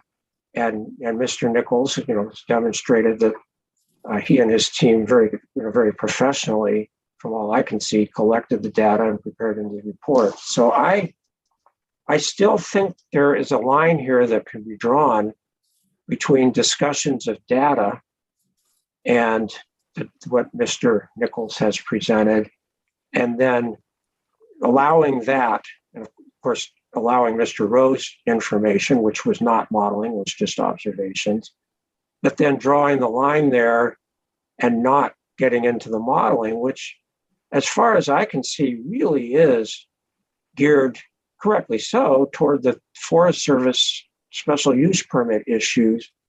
And that's why it was done, and not necessarily relevant to the issues before the Water Board in this hearing. So this is, I don't know, Ms. Fry, do you have something else you need to say right now? I think if we could just have the data, it would just solve a lot of problems. And it has to be in spreadsheets, right? Okay, well, I'm not sure. That could be. We'll talk about that tomorrow. And I think maybe you and Ms. Doty can confer as to, I mean, I guess my question is, I'll ask you tomorrow, do you really need the data? I mean, do you really think there's anything in those attachment 3 figures that is incorrect? And if you had all the data files, you could look at the data files and compare them to attachment 3 and say, okay, well, on this date, that flow was actually 7 gallons per minute instead of 6 gallons per minute. I mean, and even if you do, obviously, what difference does that make? So, all right, go ahead. Ms. Doty, I seem to have struck a nerve here. Go ahead. Go off mute before you go ahead. I am not concerned that somebody went in to the spreadsheet and changed a 2 to a 7 or something like that. My concern is being able to reproduce the model, to understand the parameters that went into the model, understanding which data points were selected to be used, and the selection of assumptions that went into the model. That's okay. My concern. Okay, thank you. I appreciate that clarification, and that certainly is a very professional approach to this. And I'm glad you respect what Mr. Nichols has done here. That to me highlights my point that I think there's a pretty clear dividing line here between data analysis and reporting and modeling work. I mean, as I understand it, and Mr. Nichols, you're still under oath. You've been resting for a minute here. Just tell me, is the information in attachment 3 to your report, is any of that information in attachment 3 based on any modeling work, or is that solely based on data collection and synthesis? The data shown on the maps in attachment 3 is the product of the field data collection activities. It's not the result of any modeling work. Okay, that's what I thought. So I think there may be a pretty clear line here. It would mean not admitting some portions, not very many, frankly, but some portions of Mr. Nichols' testimony in Exhibit BTB 6 and some portions of his report in BTB 7, those being the parts that concern modeling. But I think with that, we have the record that I think I need to proceed with, to prepare the proposed order I need. And if necessary, there certainly can be rebuttal on that. But I'm seeing the modeling as opening up, I don't know what the right analogy is, huge door, Pandora's box, or something like that, on a lot of information that I don't think at the end of the day is going to be relevant to what we're doing. It certainly appears to be very relevant to what the Forest Service is doing. I have no criticism about that, but not for us. So with that, why don't you all, it's getting late, I apologize for going late, but I wanted to get through this. Why don't you all confer, you can confer amongst any groups of you want to tomorrow morning, and internally with BTB, and of course amongst the other parties if you want to. If you want to talk between BTB and the prosecution team, that's fine with me too. I don't need to be involved in that. And I would like you to all come in tomorrow and I'm proposing we do 10 o'clock. If that works, I'll give you time, a little more time in the morning to get ready for this. If somebody says they want a little more time, that's fine. But I would like each of you to tell me what your thoughts are on my potential exclusion of any evidence regarding modeling work results and conclusions drawn from modeling, and drawing that line. Because I think that's a way to control this hearing and yet fully respect all of the parties' issues, arguments, and due process rights. So is 10 o'clock a reasonable time to do that in the morning? If anybody thinks they need more time, then that'll give me a time to look over all these things as well. Does anybody think they need more time than that to go over all of this? Actually, I'm thinking 10:30. Yeah, I'm thinking we should make it 10:32. Thank you, Ms. Fry. Because I want to read this too and get at least a handle on where that would mean excluding things. And Mr. Nichols, I just want to be really clear. I'm not in any way questioning any of the model work you did. I don't have any reason to do that. I'm just questioning whether or not we need it for this hearing and whether or not that's going to open a huge door with rebuttal modeling and all that. I mean, sometimes that's necessary for water board proceedings, but I don't, at least my impression is it's not necessary here.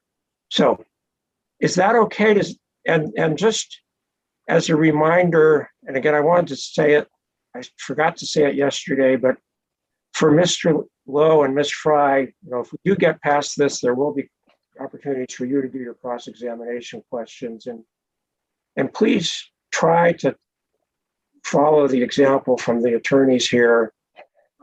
Maybe not as long-winded as some of them were today, but try to get to specific parts of the exhibits, the BlueTriton exhibits, particularly Mr. Nichols' testimony and his report, and have prepared question for those. And I'll tell you, you may think attorneys just do this stuff without any challenge, but my experience back when I was attorney was if I was doing things right, I was probably spending about 3 hours preparing for every hour of hearing. So it's not simple, but you have a little time.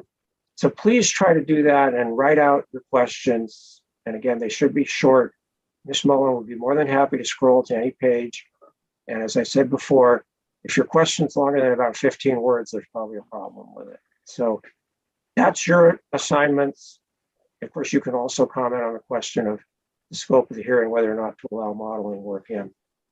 But with that, does anybody else have anything else for this evening, or can we reconvene at 10:30 tomorrow and go from there? Mr. Petrozelli, you have your hand up the old-fashioned way. Go ahead.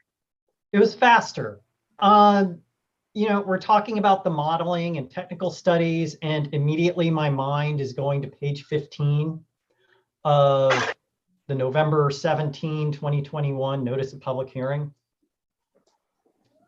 which lists, it states parties submitting exhibits based on complex technical analyses also must submit sufficient information so that a qualified independent expert could reproduce the results.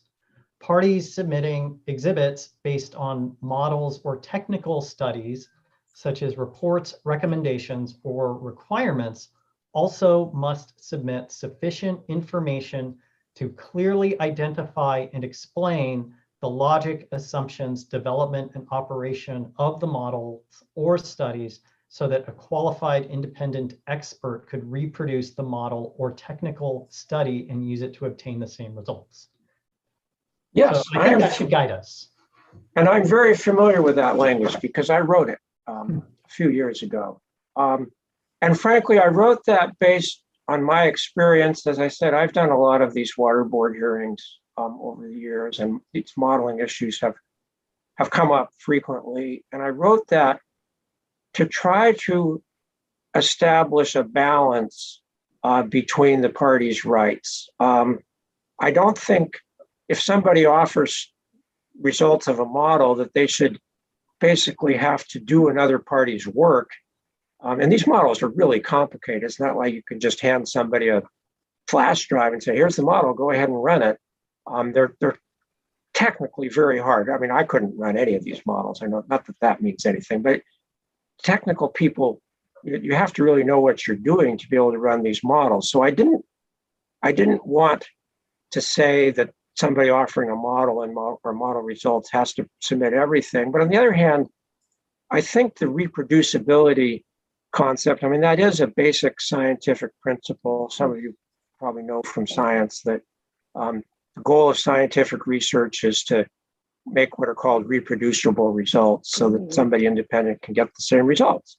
And I was trying, that was my goal with that, to make it so that the party producing the model and results would give enough information so somebody else could reproduce it. So anyway, that was the tension that I was trying to address by going back and forth. And so far, I think that's a reasonable way to do it. So yes, Mr. Petrozelli, if this modeling work comes in, we're going to have to address that and whether or not BlueTriton needs to submit additional, or not necessarily into evidence, but at least make available to the parties additional information so that the model results are reproducible.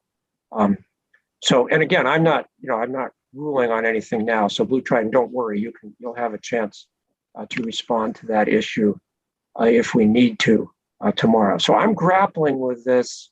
I've been fairly open about my concerns and how I want to go forward in an efficient way. And I hope that will help you prepare your comments for tomorrow, and then I will consider them and we'll figure out what to do.